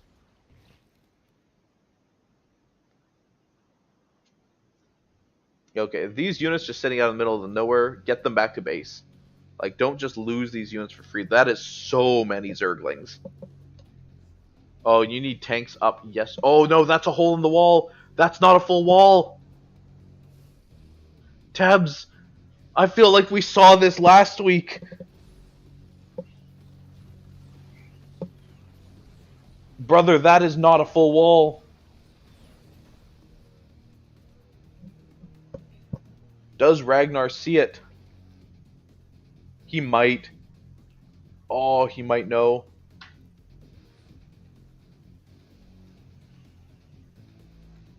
This could be an absolutely massive bust. And with no tanks either. We were going into battle mech from the looks of it. With Cyclones. But Cyclones are ass against Zerglings and Banelings. Oh, I don't know about this, Tebs. Is that a Spire coming up? We have a Spire coming up on the back of this for Ragnar. I'm assuming double Spire. Usually you only do that if you're doing mass mutas and you want to get both upgrades. Oh, I don't know about that. Especially if you've seen some mech angles from Tebs. If he can pump out a couple of Thors, those mutas are not going to do so great. All right, looks like we are. Oh, we still have no baneling speed. It's only just started. Okay. Gotta run back, keep running, keep running. Cyclone goes down, Hellion goes down. Yeah, there's just not enough here to like actually kite and run away from these Zerglings, really. Yeah, I don't know about the cyclones there, Tebs. Oof. Those Marines sacrificed for a few Banelings. Okay, a couple more Banelings go down, but like going on to creep after this is very sketchy. I feel like Tebs is under pressure, and he's kind of doing the same thing in this game that he did against Ragnar before, in that he is sending stuff across. He's just like he's desperately trying to go for an attack, but he's not grouping up his army. He's not waiting to siege up his tanks. He is just going for what he feels like he needs to do something, and so he is just sending like 5 or 6 units across the map as they're making or being made, like, and hoping to make something happen. Like, what are you doing with these three Marines there, Tebs? And you have a couple Liberators out in the open, which is like okay, but they should be like in a mineral line if you're going to do this.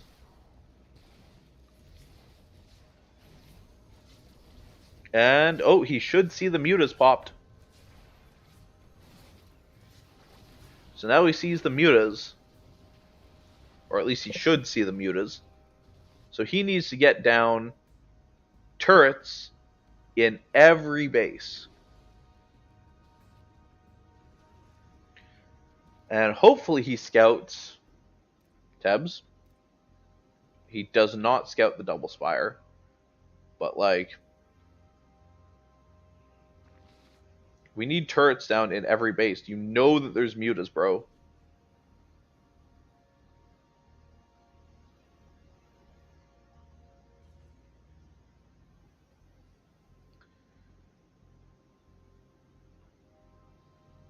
We're still macroing up. We've got 3k minerals in the bank.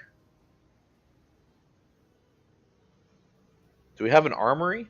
Oh, I don't think we actually have an armory. I don't think you can build Thors without an armory, can you? Oh no. Do we have an engineering bay? Oh, we don't have an engineering bay either. That's why there's no turrets. There's no engineering bay. That means no planetaries either. Oh, this is bad for Tebs. This is really bad for Tebs.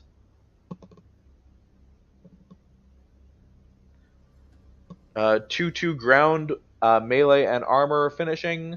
I think 1-1 flying is finished for Ragnar. The upgrades are absolutely on his side. I think that Tebs tried something new, and it's also slowed his like normal play and his reactions down a bit, because he's trying to figure out what he is doing as he is doing it. There's no like muscle memory. You're not used to playing this way.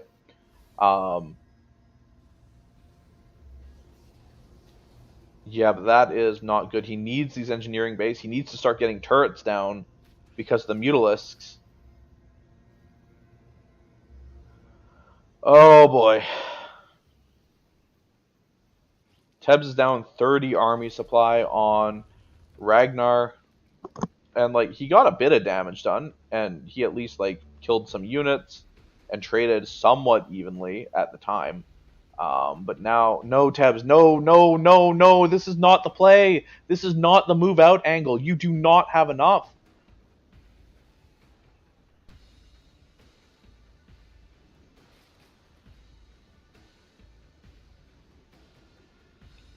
Like at this point, even using some of your scan energy to have an idea of what he has, or like do a flyby with a Raven, but your army is not ready to move out. Like you had so much on the production tab, And there's the mutas at home. There's the army going down. And this is probably GG right here, if we're being honest.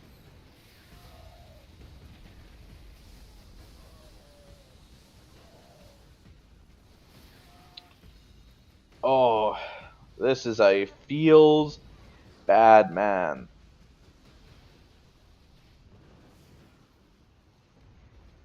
I don't think there's anything Tebs can do at this point.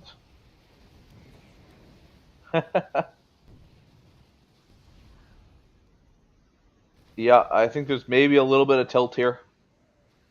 But it is what it is. Oh, that's unfortunate for Tebs.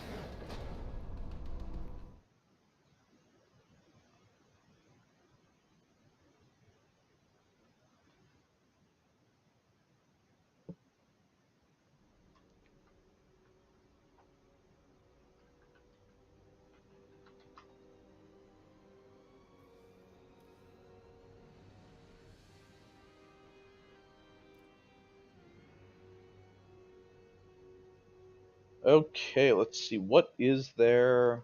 Looks like Your Edge and Atlantean is still going on.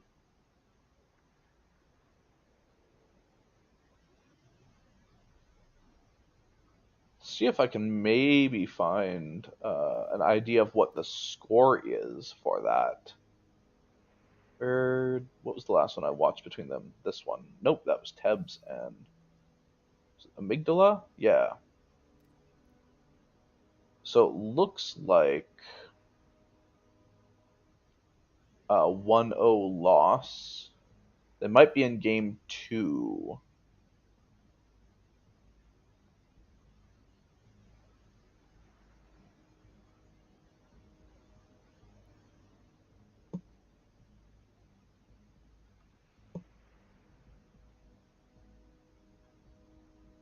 So the loser of that game between Your Edge and Atlantean is going to go up against Ragnar in the losers bracket, in the lower bracket.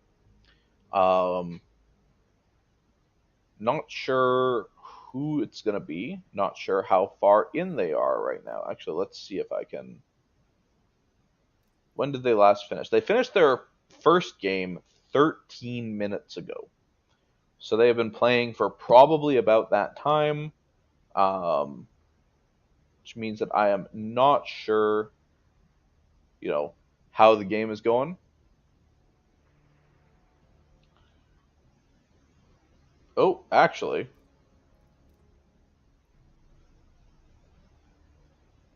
they may have just finished.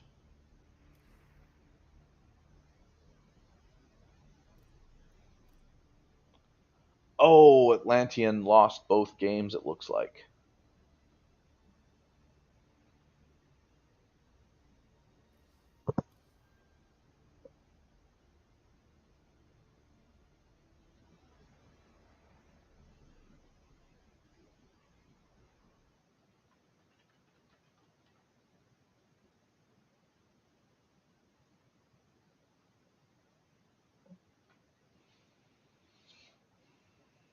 So I'll wait for the scores to get updated in Challenge.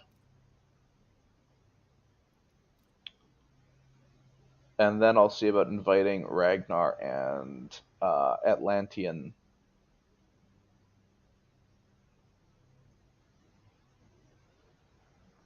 I just don't want to jump the gun when the scores haven't been updated yet.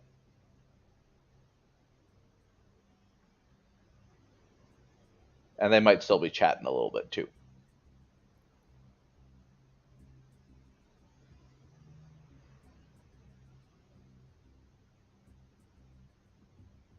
Great tournament days so far, I have to say. And I would like a best of 5 final where there's a Protoss player. I haven't gotten to cast one of those in a while, and I like casting Protoss since I am a Protoss mate. Okay, it looks like Atlantean and uh, Your Edge have updated the score. Find Ragnar.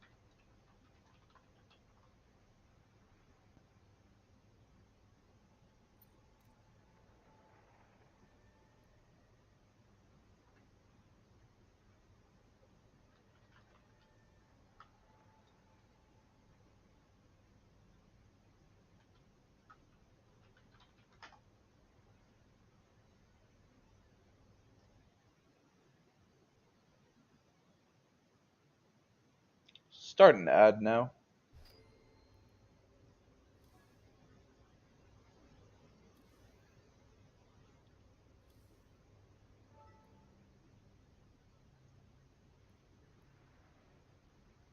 Okay.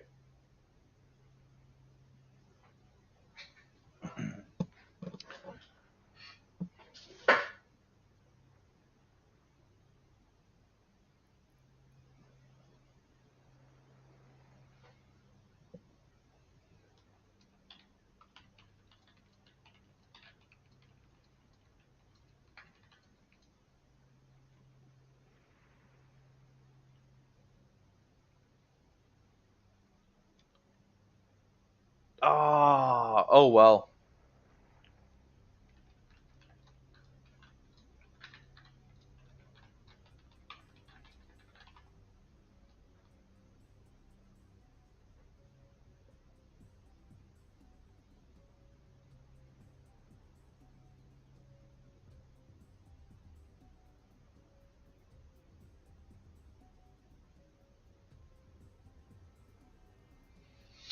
That's unfortunate. I was really hoping for a PV or a PVZ or something in the final. Oh, looks like Atlanteans tuned in. Ah, it's all good.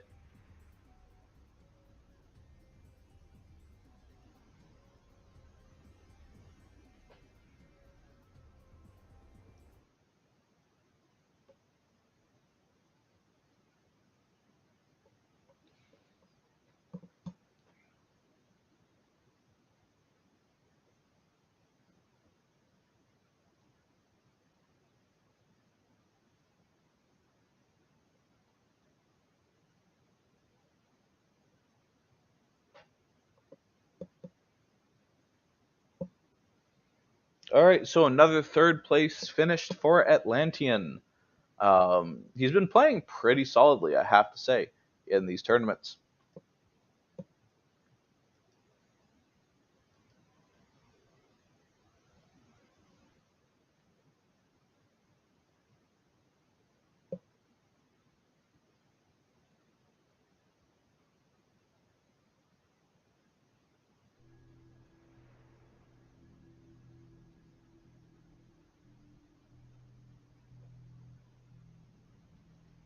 All right, I'm gonna remove Atlantean from the party, and then oops, that is not the right one.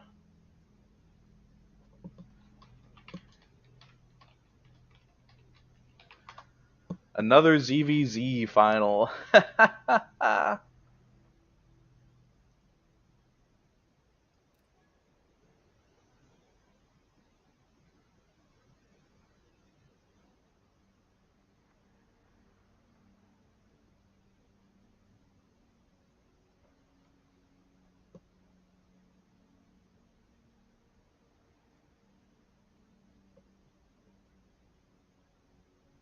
Looking forward to seeing you play next week there, Atlantean.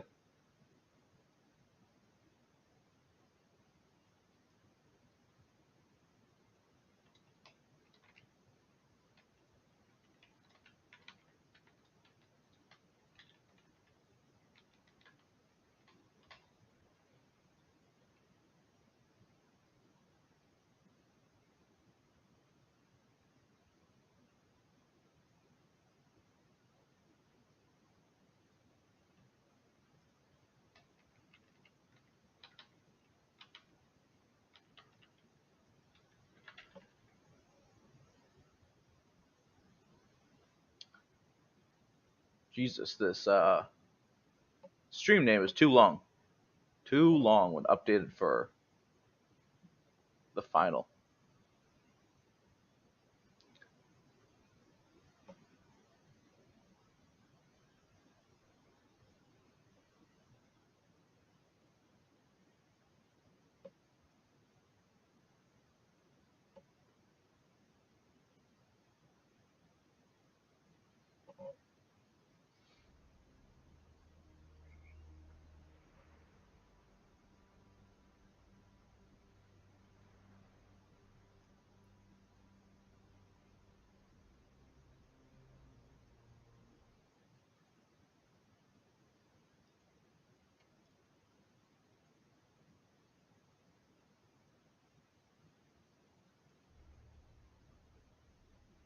Okay.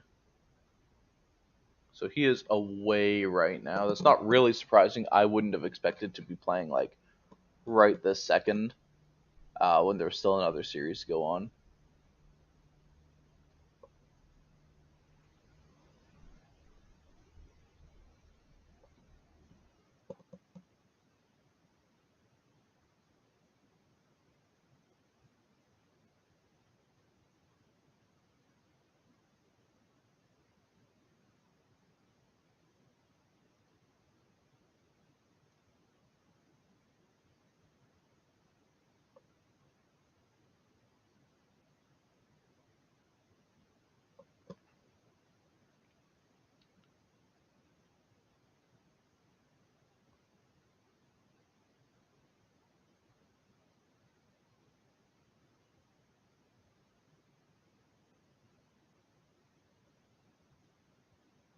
All right. So I checked the Discord, and looks like your needs a minute or two, and he'll be here. Again, he couldn't have expected the forfeit, so not really going to hold that against him.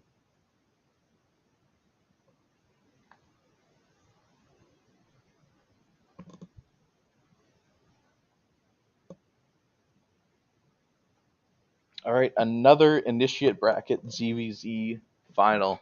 The Zerg Cabal is out in force in these metal leagues, apparently.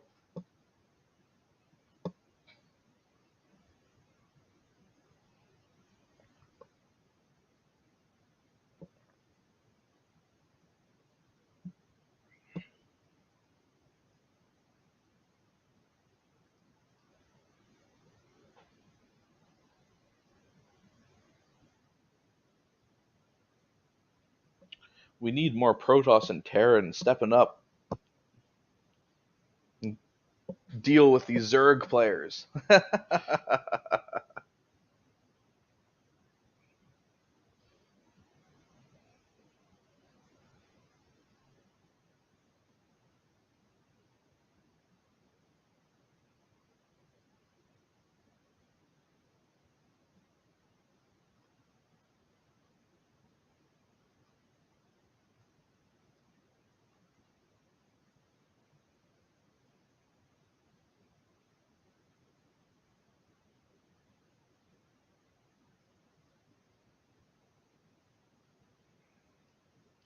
Wonder how the other brackets are doing currently.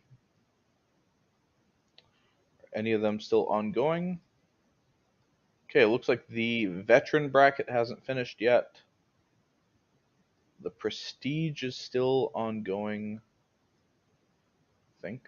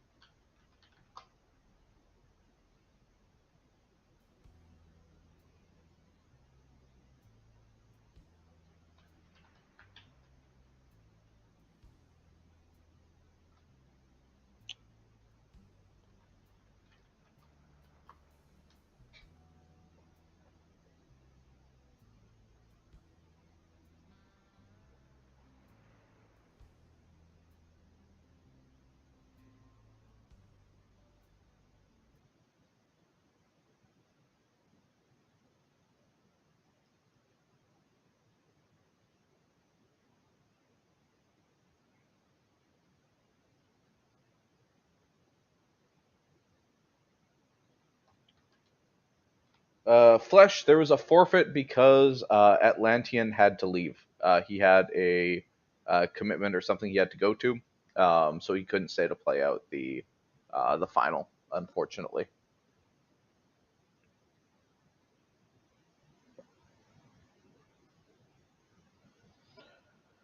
All right, so we get two vetoes each. So our first veto is Amygdala from Ragnar. Oh, I need to update my overlay with your edge. ZVZ. And King's Cove.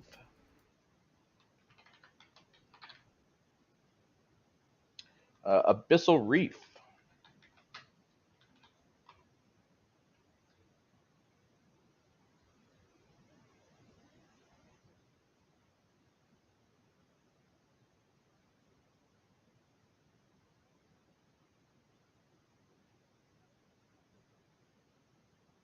And El Dorado. So map 1. It's all our vetoes. Map 1 is going to be...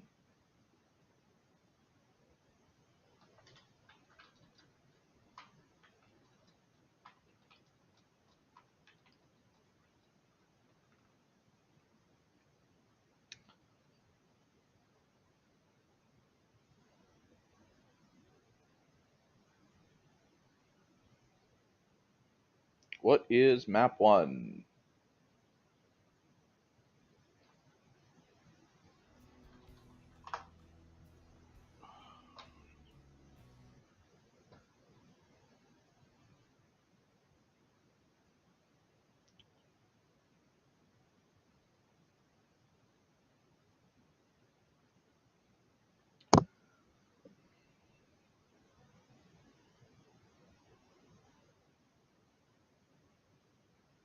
I'm guessing for map 1 we'll see something like Ley Lines or Frost Line. Oh, wait. Wait a second. Neon Violet made it through.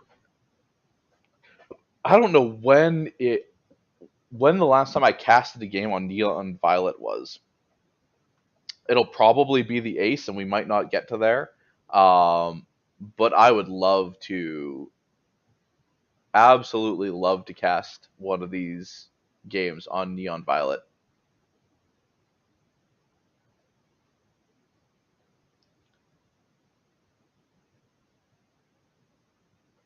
Come on, let's get some map picks.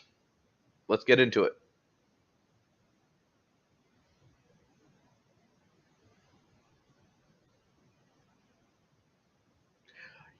Yes!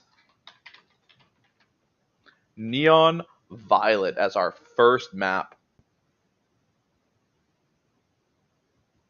It has been so long since I've casted a match on Neon Violet. I am hype. And this map is good for like weird strats and stuff, so Frostline is second. What is map number 3? Let's say Whispers of Gold, maybe. I haven't seen that map today. That'd be nice. Ultra Love. So we've got Whispers of Gold and Ley Lines left.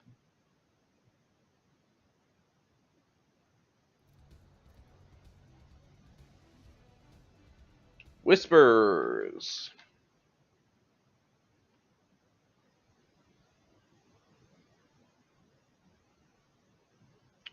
Run a short ad before we get into the game.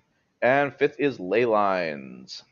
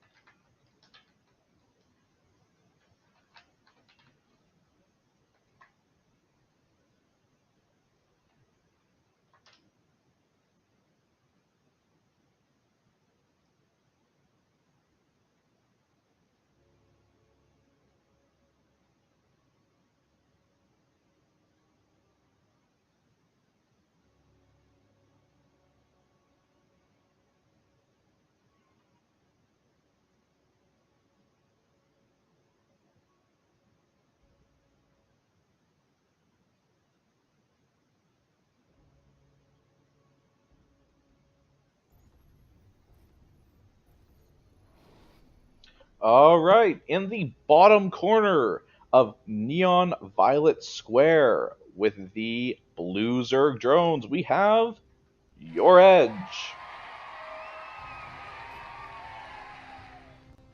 And in the top corner with the red Zerg drones, we have Ragnar. All right. Pretty interested to see how this game will go. It's another ZVZ final. We had the extractor tricks from both sides. Will we see some of that standard Ragnar cheese, or will we just get a macro game from both these players? I'm very curious to see. Gam Gam, welcome. Thanks for tuning in. Okay. So we got the hatcheries down for both players. I'm assuming this is just going to be our standard hatch gas pool openings. Looks like it so far. Not a whole lot to talk about. The Overlord's going across. I am actually pretty hyped to be casting a game on Neon Violet Square right now because I never see anyone play this map, and I can't blame them. I hate playing on this map. But, you know, I'm happy to cast on it and happy to see what weird strategies these players pull out on it.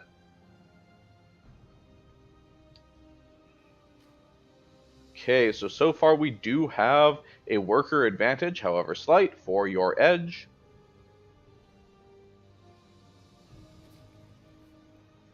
I think he's playing maybe just a little bit cleaner than Ragnar is at 20 to 18 workers. I did watch the final last week was between Your Edge and Flesh, and Your Edge had a pretty dominant performance. I think he took the series 3-0. Why are we on this map? That is a very good question, Flesh. This was the map that it didn't get vetoed, and Ragnar picked it as his first map.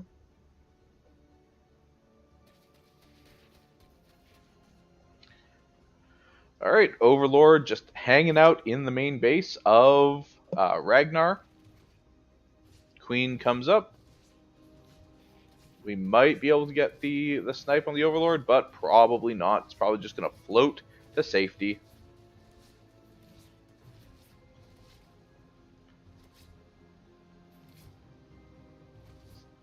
Eight health. Couple of Zerglings going across the map. I assume these are probably just going to be scouts, or he'll maybe try to get like a run into the base to see what's up. My assumption is they're just going to sit around here and try to just get a little bit of scouting information. Yep, that is exactly what it is. See, there's no Baneling nest. Ling speed is almost done for Your Edge. It has only just started for Ragnar. And Ragnar is down in workers. He's got a lot of money that's not being spent. Baneling Nest just starts now.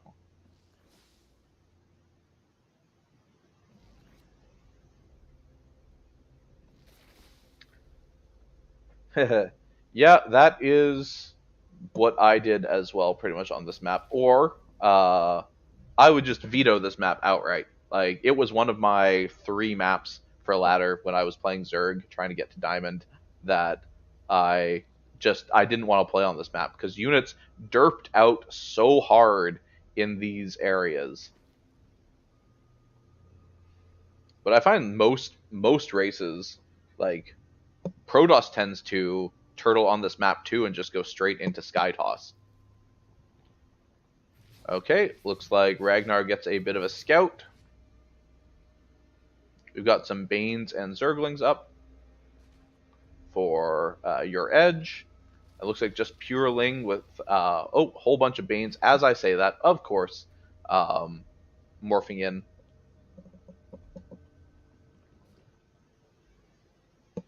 All right, so it looks like Your Edge actually went for the pocket base in the back, which only has 4 mineral fields and 2 geysers. It's great if you need the gas production, but it's not that good of a base to expand to if you actually need more minerals.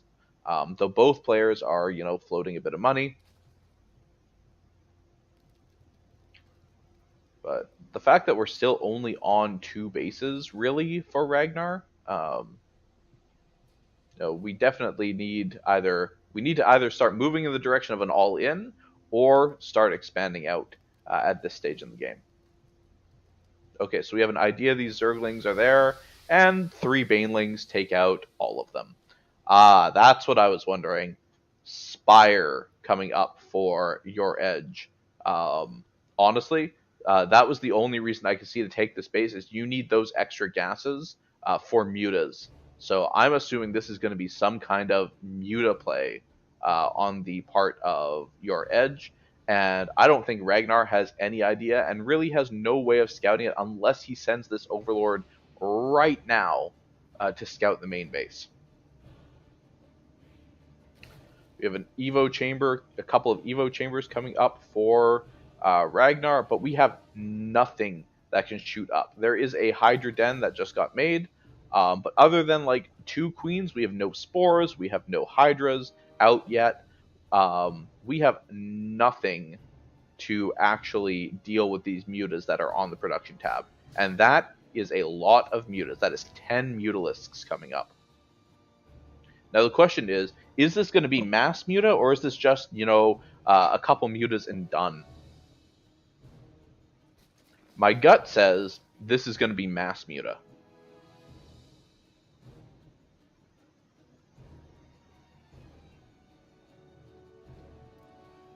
Let's see. Does Ragnar spot the mutas until they arrive? I think that they've completely avoided the overlords. He is not going to see this until they hit. Okay, he might see on the side there, but he hasn't moved his camera to it. Yeah, he sees the mutas. That's his first time seeing them just as they're going in. He needs to get some spore crawlers up. Now, at least he does have the Hydras.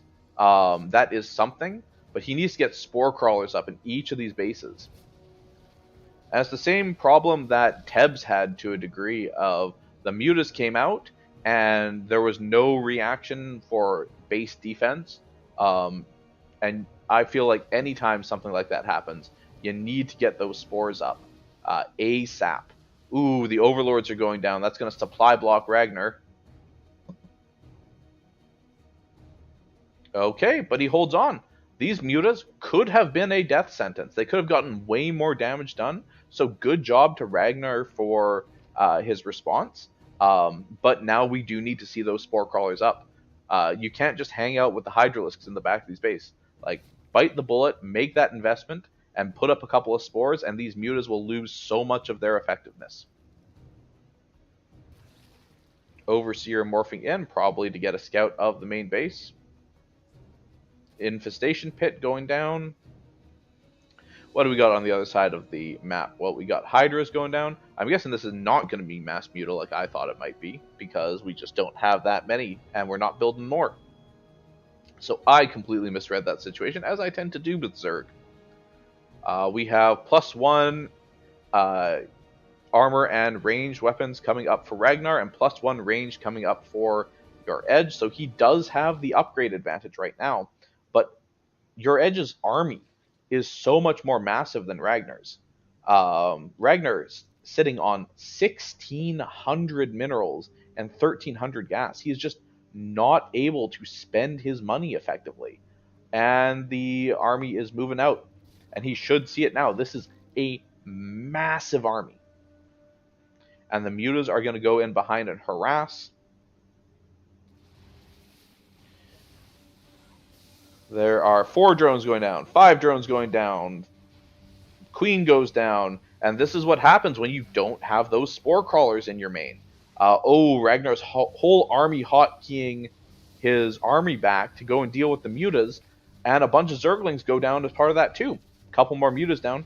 But if you have spore crawlers in the back of your base, those mutas are nowhere near as effective. Good Baneling connections on the Hydralisks and on the Zerglings.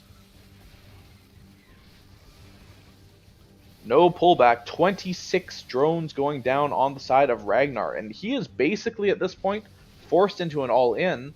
But I don't think he has the units for it. I think that the economy of your edge at this point, 65 workers to 34, and the army size are too much. I don't think that he is able to all in at this point. And he's got a good bank, but I don't think he has the production either to use that bank with only 3 hatcheries and 1 queen.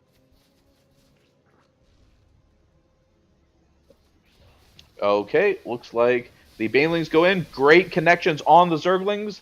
The hydralisks do manage to snipe the banelings before they get hit, but these roaches there should be enough of them that they will just clean up these hydras. Man, looking at this army supply though, like the fact that Ragnar isn't just out of this game right now is kind of amazing. Like your edge with this economy and this army should just be able to move across the map and take him out. But that is not what's happening. And the biggest difference in this game between the two players is that your edge has been effectively spending his money through the entirety of this game. Ragnar has been sitting on, 1.5 to 2k minerals in his bank, and just has not been able to convert that into meaningful army supply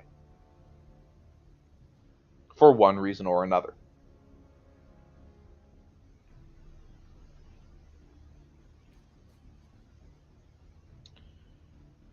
I feel like if your edge just moves across the map right now, that this game should pretty much be over.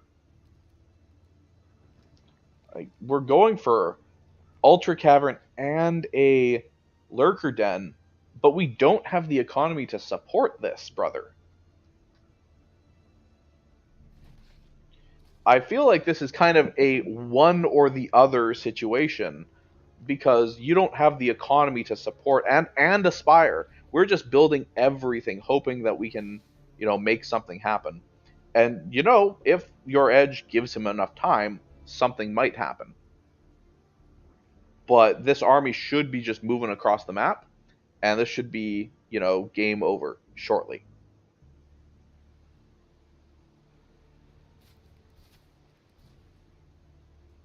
Okay, the Overseer and the Mutas, he kind of drew attention back here. There is still no Spore Crawler in the main base.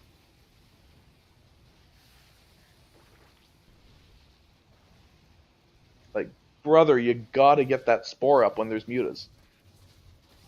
Okay, the main army of your edge is moving in from the south, taking out the third base of Ragnar. 18 drones go down. Sorry, 24 drones go down while the main army was dealing with the mutas. Whole army hotkeyed into the main base. We do have a couple of lurkers coming up, but this is just a death by 1,000 cuts at this point. Ragnar is unable to expand. He's unable to move out. He is just barely hanging on. He is essentially waiting for your edge to come and finish him off at this point, which it looks like your edge will be more than happy to do. I hate these squares and the pathing on them. That's why I avoid this map like the plague. Okay, this is a scary army for Ragnar, but I just don't think that he has enough.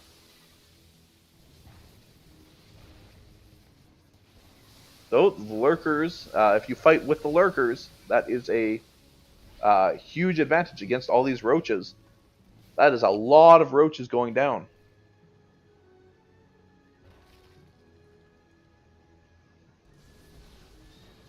An Ultralisk pops out and dies immediately.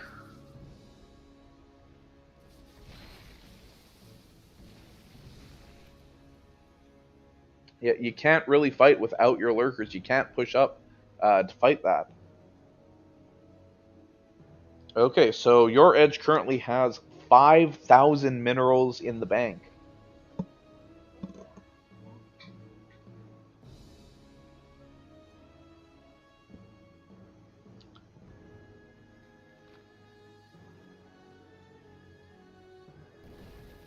I feel like your edge can just afford to take bad trades and trades that aren't cost effective simply because his economy is so much better. Like he can just smash into Ragnar's defenses and into his army over and over because his economy is so much better and his army is so much bigger. He will always be able to remax the army that he has, while Ragnar is stuck on 2.5 bases that are mostly mined out at this point.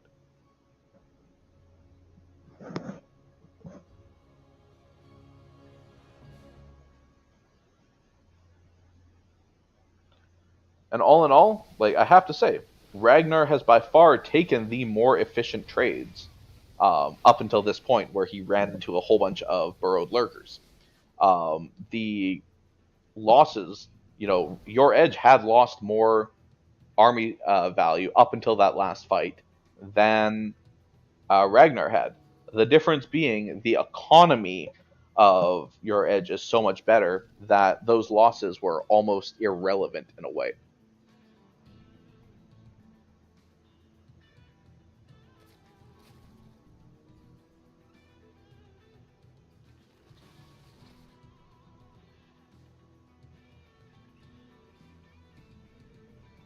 Ragnar is certainly making him work for it, but 38 army supply to 126.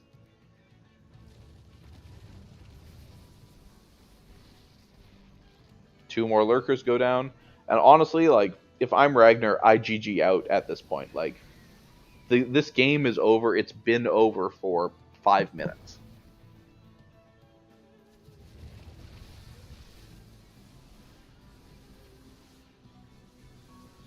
And there it is. There's the GG.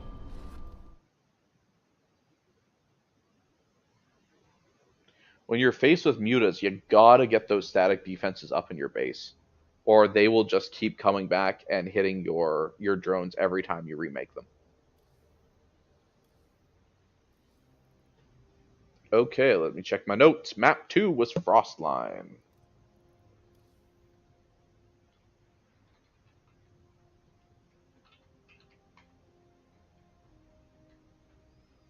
Observer plus bug fixes.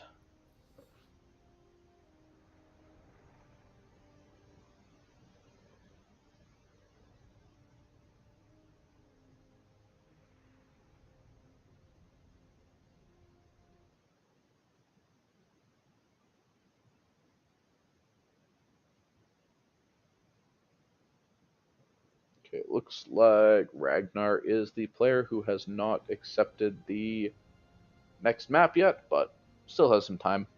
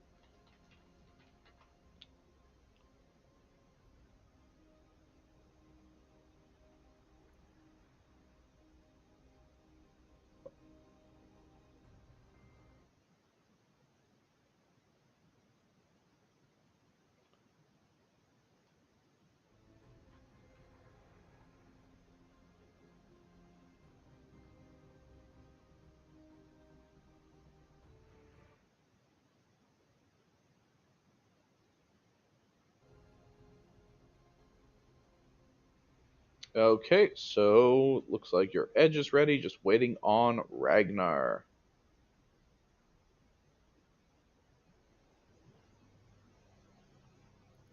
Okay, here we go. Into game 2 of Ragnar versus your edge. this best of 5 series. Map 2 is on Frostline.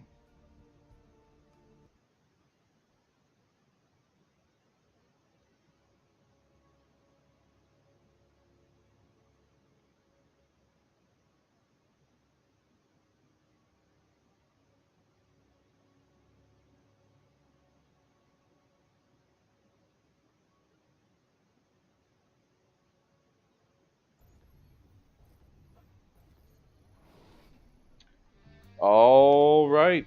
So in the top corner of Frostline with the blue Zerg drones, we have Your Edge. And in the bottom corner of Frostline with the pink Zerg drones, send them your energy, let's get them on the board. It's Ragnar.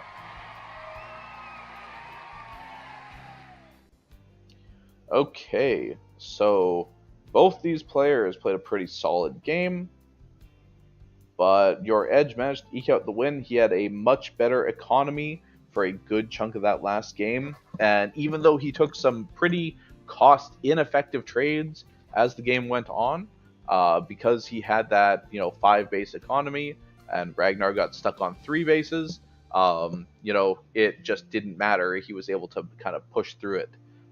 Had some great Muta play harassing the mineral lines of Ragnar that he kind of struggled to deal with. So we'll see how he adapts and what he changes in this game. All right, I already think that our plan is to go for a Ling Flood. Ooh, Proxy Hatch Ling Flood. Okay, so we're going to start this game off with a bit of spice, a bit of cheese. But I do feel like maybe the pool's a little late, but I'm not an expert on these builds. I just know that it's going to pop at about the same time that Your Edge's pool will pop, and you probably want to have some early aggro. So the Proxy Hatch has not been scouted, but this Overlord is going to get here before long, and he's going to see, hey, there's no hatchery here. What the hell is going on? Okay, I am excited to see how this one turns out. Though I also kind of feel if you're going to build a Proxy Hatch on the other side of the map, why not just build it here? I've seen stranger than mining from a map on the other side of the base. Okay, Ling speed has started. Queen is going up. Zerglings are coming up. Alright, and at this point, Your Edge sees that there is no base down. So he starts a Spine Crawler immediately, because he knows this is going to be a cheese of some kind.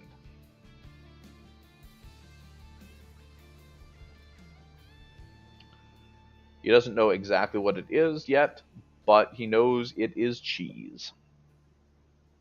Oh, so we got some drones going across the map. So are we going to try and build some spine crawlers on his creep? I don't think that's going to work so well when he's already getting spine crawlers up.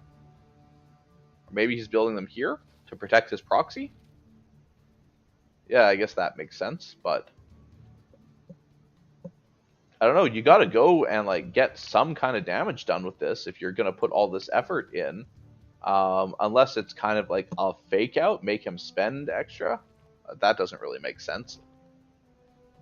And despite being the one who is cheesing, Ragnar actually has only 2 more army supply than Your Edge.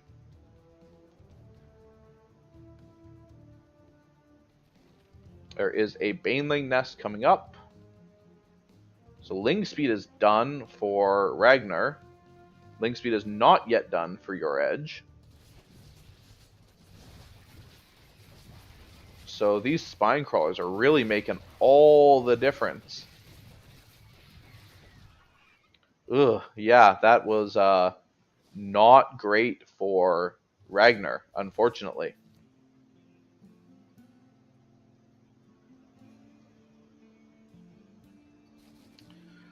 So pretty much all the Zerglings of both sides died, but Ragnar is not able to push in past this, wall off that's been made by Your Edge. He scouts the proxy, it looks like. There was a Zergling or something there that died. I guess I don't understand why there were ever, like, drones that were sent across the map originally with this attack.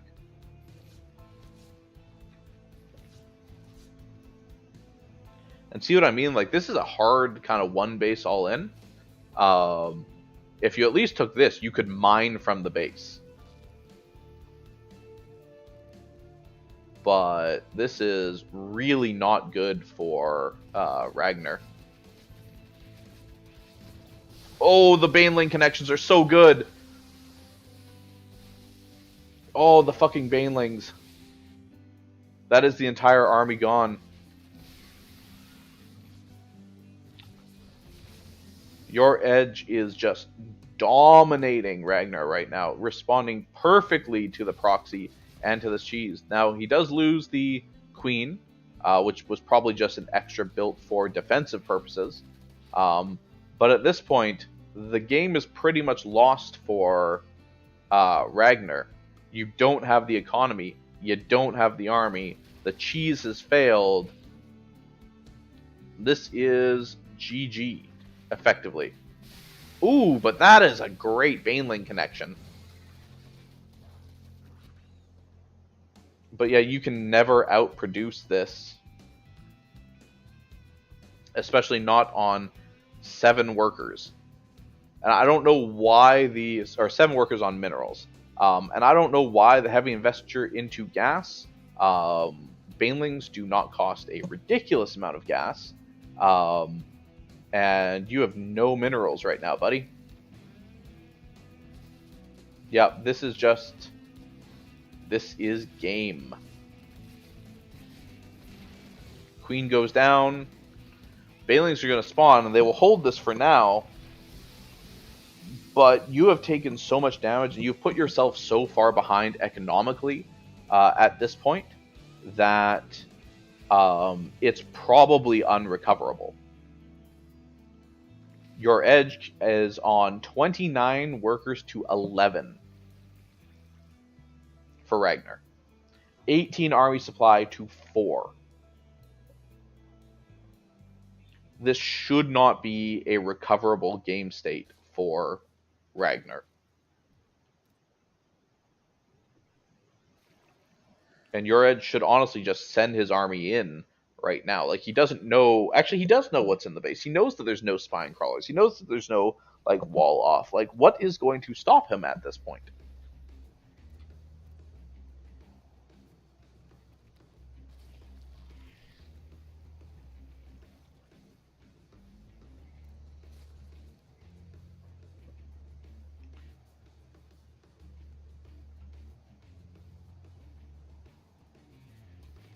Ooh, good Baneling connection, but it should not be enough to stop what's coming. And then we get some Banelings into the mineral line. 5 drones go down. Like, at this point, come on, Ragnar. We both know this game is done.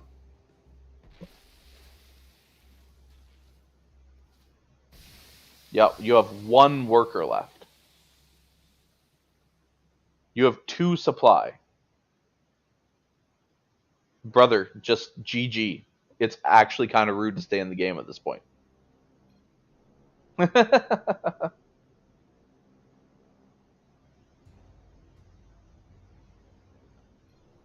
Yeah, there it is.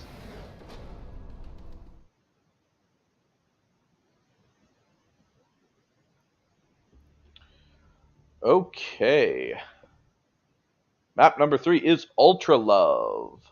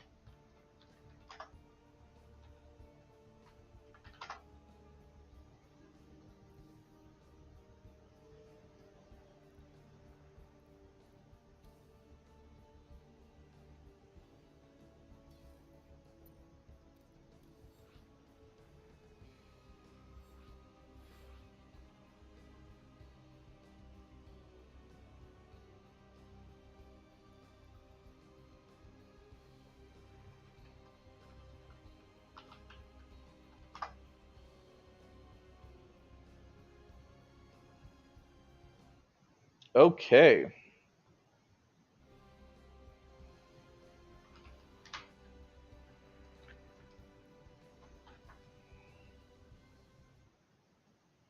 So your edge is currently up 2-0 on Ragnar.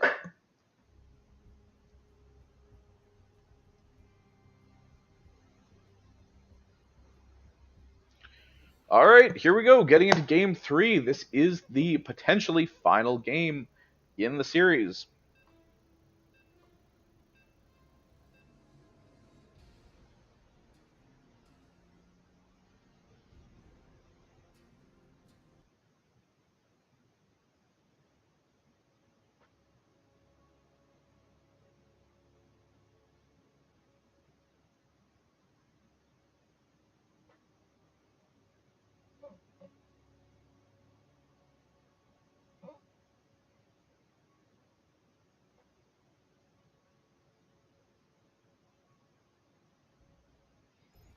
All right, so spawning in the top corner of Ultra Love with the blue Zerg drones, we have your edge. And in the bottom corner with the red Zerg drones, we have Ragnar. So currently your edge is up 2-0 in this best of 5 series between the players. Now it is always a little funky when the blue player is on the red side of the map and the red player is on the blue side of the map, but somehow I think we'll survive here. Ragnar tried to go for like a Ling Flood proxy hatch in the last game. Didn't really work out for him. Your edge had a very good defense. He kind of walled off his natural and just was able to hold all of these Zerglings that were being sent across the map by Ragnar. It was a well put together defense, I have to say, by the blue Zerg. Not sure what. Whoops. Not sure what Ragnar is planning to do for this game.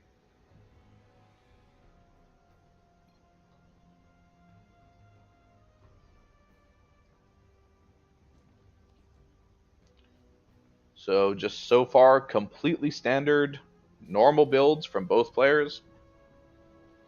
Going back to a macro style of play. Ragnar is floating a lot of money. Honestly, with 300 minerals floated, just go take another early hatchery or something.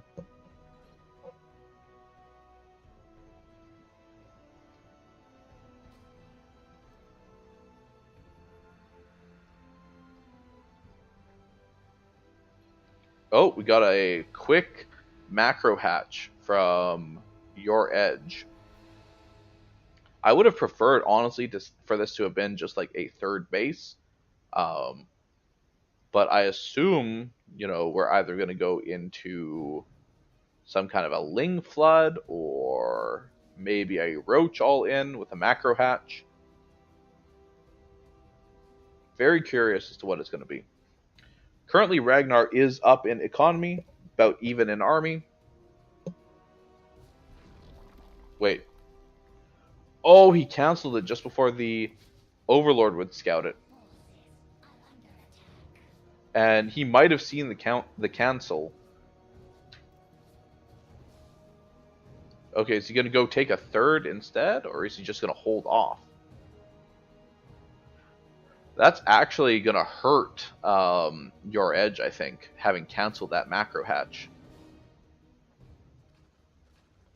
Now it's 3 minutes, you're in a ZVZ. You should be walling this off with like an Evo chamber and a Roach Warren maybe, and putting a queen in that wall to protect you from getting Ling flooded. You always want to build extra queens, like even just one extra queen, so that you can transfuse the queen in the wall. Because otherwise you can lose so much off the back of a Ling flood, and here comes the Ling flood right now. It's slow Lings, and Ragnar should see it, but I don't think he has anything to actually deal with this. 19-6 army supply. The slow Lings are going to get so much damage.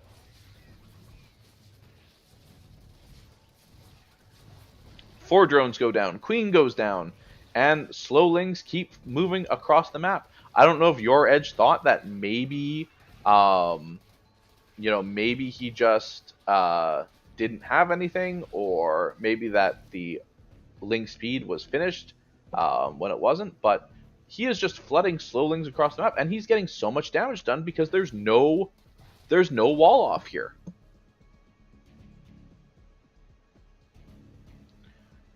Now, third hatchery is up for both sides. I think your edge's plan here is to just keep flooding Zerglings across, and he's gotten good economic damage onto Ragnar. Now, Ragnar is still up on drones, but...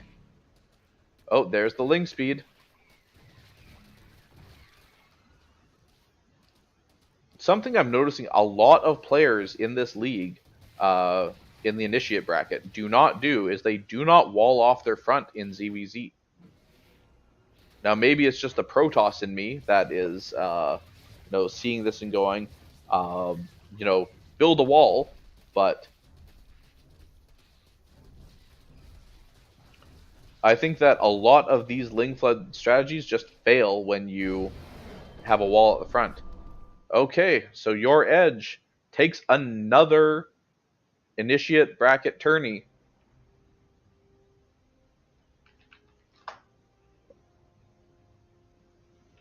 3-0. So your edge is coming in this season and is just dominating the other Zergs that have been at the top of this league.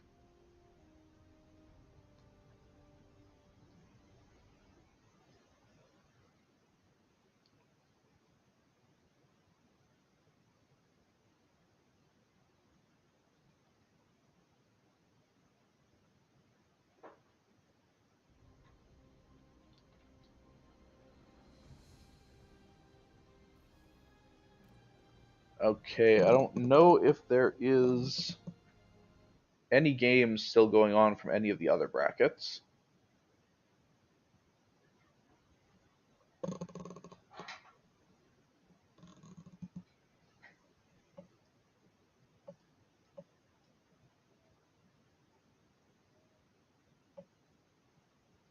Looks like we have a couple of games still going on in um, Veteran and Prestige.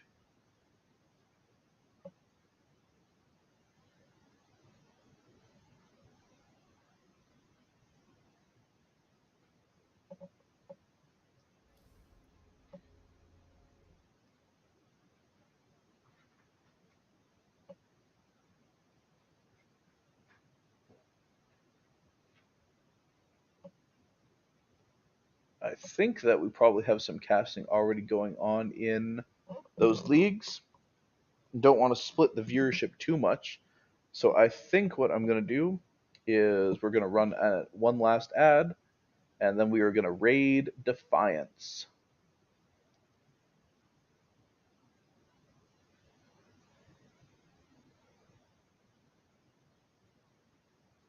So thank you everyone for tuning in today. We're going to go raid Defiance. Support him and his sponsorship of the league and everything he does. Really appreciative of him for streaming and for helping to sponsor this amazing league.